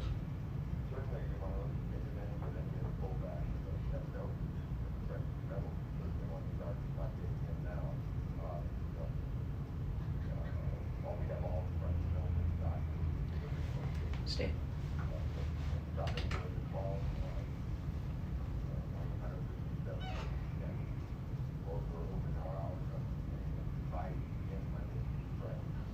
Okay, and once again, that phone number, 1-800-327-5010. Go to the website, williamyoungerman.com, a world-class museum-style website that you want to be sure to catch. William, have a great weekend, and we'll pick up where we left off on Monday. All right? Okay. Yeah. You take care. All right. You know, every time we do the Gold Report, I feel like Albert Brooks in Defending Your Life, when they go through how we missed out on Kodak and all that stuff. Because I remember that first ounce of gold you bought, it was $425. $425? An ounce. No, I think it was less. It was around that number, and I remember we walked out of William Youngerman. You bought a bunch of gold. I said, Steve, gold has been around for 5,000 years. How can it keep going? And what a jerk. You know, well, I listen now, but if I'd have listened on that first day, you know what I mean? I'd be living on the beach with Matez. The question is, that was years and years and years ago. Have you made up for it? I make up for everything, Oh, Steve. okay. I make up for everything. That's what I want to. Oh, man. But you know, you're wearing your Border Patrol hat today? Yes. You really, you know, I'm wearing my Trump hat. I don't wear hats often. But people really need to start wearing their Trump hats more and more now. We can't have rallies. So, the Trump hats are kind of what our rallies are going to be now. Boy, you want to talk about things going wrong in the campaign, starting with the virus. Oh my gosh, it's been a rough year. Rallies. Rough year. It's like everything in the world is going against Trump, and he's still going to win, I think, handily. Oh, of course. A caller pointed this out earlier about it was involving the interview with that jerk Chris Wallace with Trump. Trump said he has a close friend who had COVID at the time and was not doing well. People think that was Herman Cain. And when I saw, remember we did that appearance with Herman Cain at Wings Plus on Sample Road? I remember it well. And, we're, delightful guy. Yeah, Wings Plus, about a mile west of University, about a mile west of University, south side of Sample. We were over there with Herman Cain. He was there on the campaign bus. People loved Herman Cain. I mean, that was... I would say the day we were at Wings Plus on Sample Road with Herman Cain was the busiest I've ever seen Wings Plus when we had an appearance with a politician. People loved Herman Cain, but Trump seemed a little off yesterday. Like he was depressed about Herman Cain's death. It hit him. He has, it's starting to catch up with him energy-wise. He's just got to muster enough to get to the finish line, but... You can't go through what the man is going through psychologically, physically, sleep deprivation-wise. You can't go through that and not have it affect your body. I'm amazed it's taken this long. Did you see the Surgeon General with him yesterday? Listen to this. This is the Surgeon General with Trump yesterday.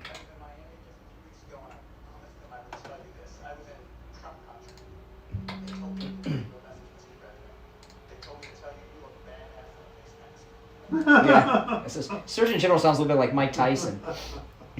But, yeah. Mike Tyson, we're approaching the end of the show. This is a nice. Oh, this fight? I'm going to see that. Is it pay-per-view or is it on regular? Of course, pay-per-view. And he's fighting one of the. Is he fighting a real guy or something? Yeah. This is an exhibition.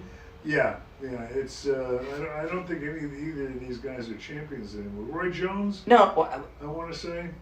When Tyson was the champion, I never missed a match. But this Tyson, we only got a minute.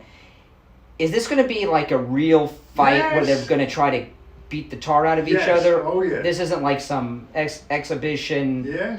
Ceremonial thing. Because both these guys have punching power, and if they land hard, they can do a lot of harm. I hope he doesn't bite him. Was that Tyson that bit the guy? I don't remember. Tyson bit off. Was it Holyfield? Holyfield's ear. Yeah, and I won that fight, and I was behind. When... I just flashed in on one of my biggest bets. I remember that because you were on vacation, and some No Talent was filling in for you that week. Mark Scheinbaum. I think so. And and Tyson bit Holyfield's ear, and you came to work the next day to do the show on your vacation. Because you had won this huge bet, and you were so excited. It's not just that I won it. I was losing. Holyfield was losing on points when it happened. So I'd already written the bet off halfway through the fight. There's no way Tyson Holyfield was going to win until he got his ear bit off. That must have been a big bet. Do you remember what it was? How much you won?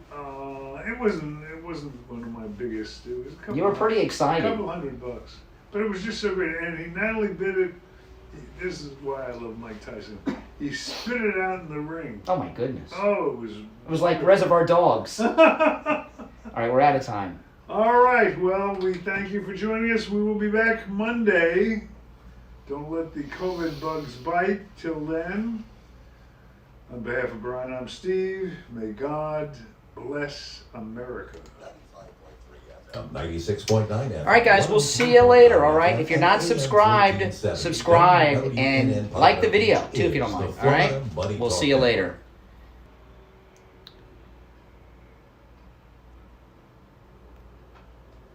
Oh, yeah, hey, guys, I didn't shut it off, but we're going to say goodbye now, all right? Take care.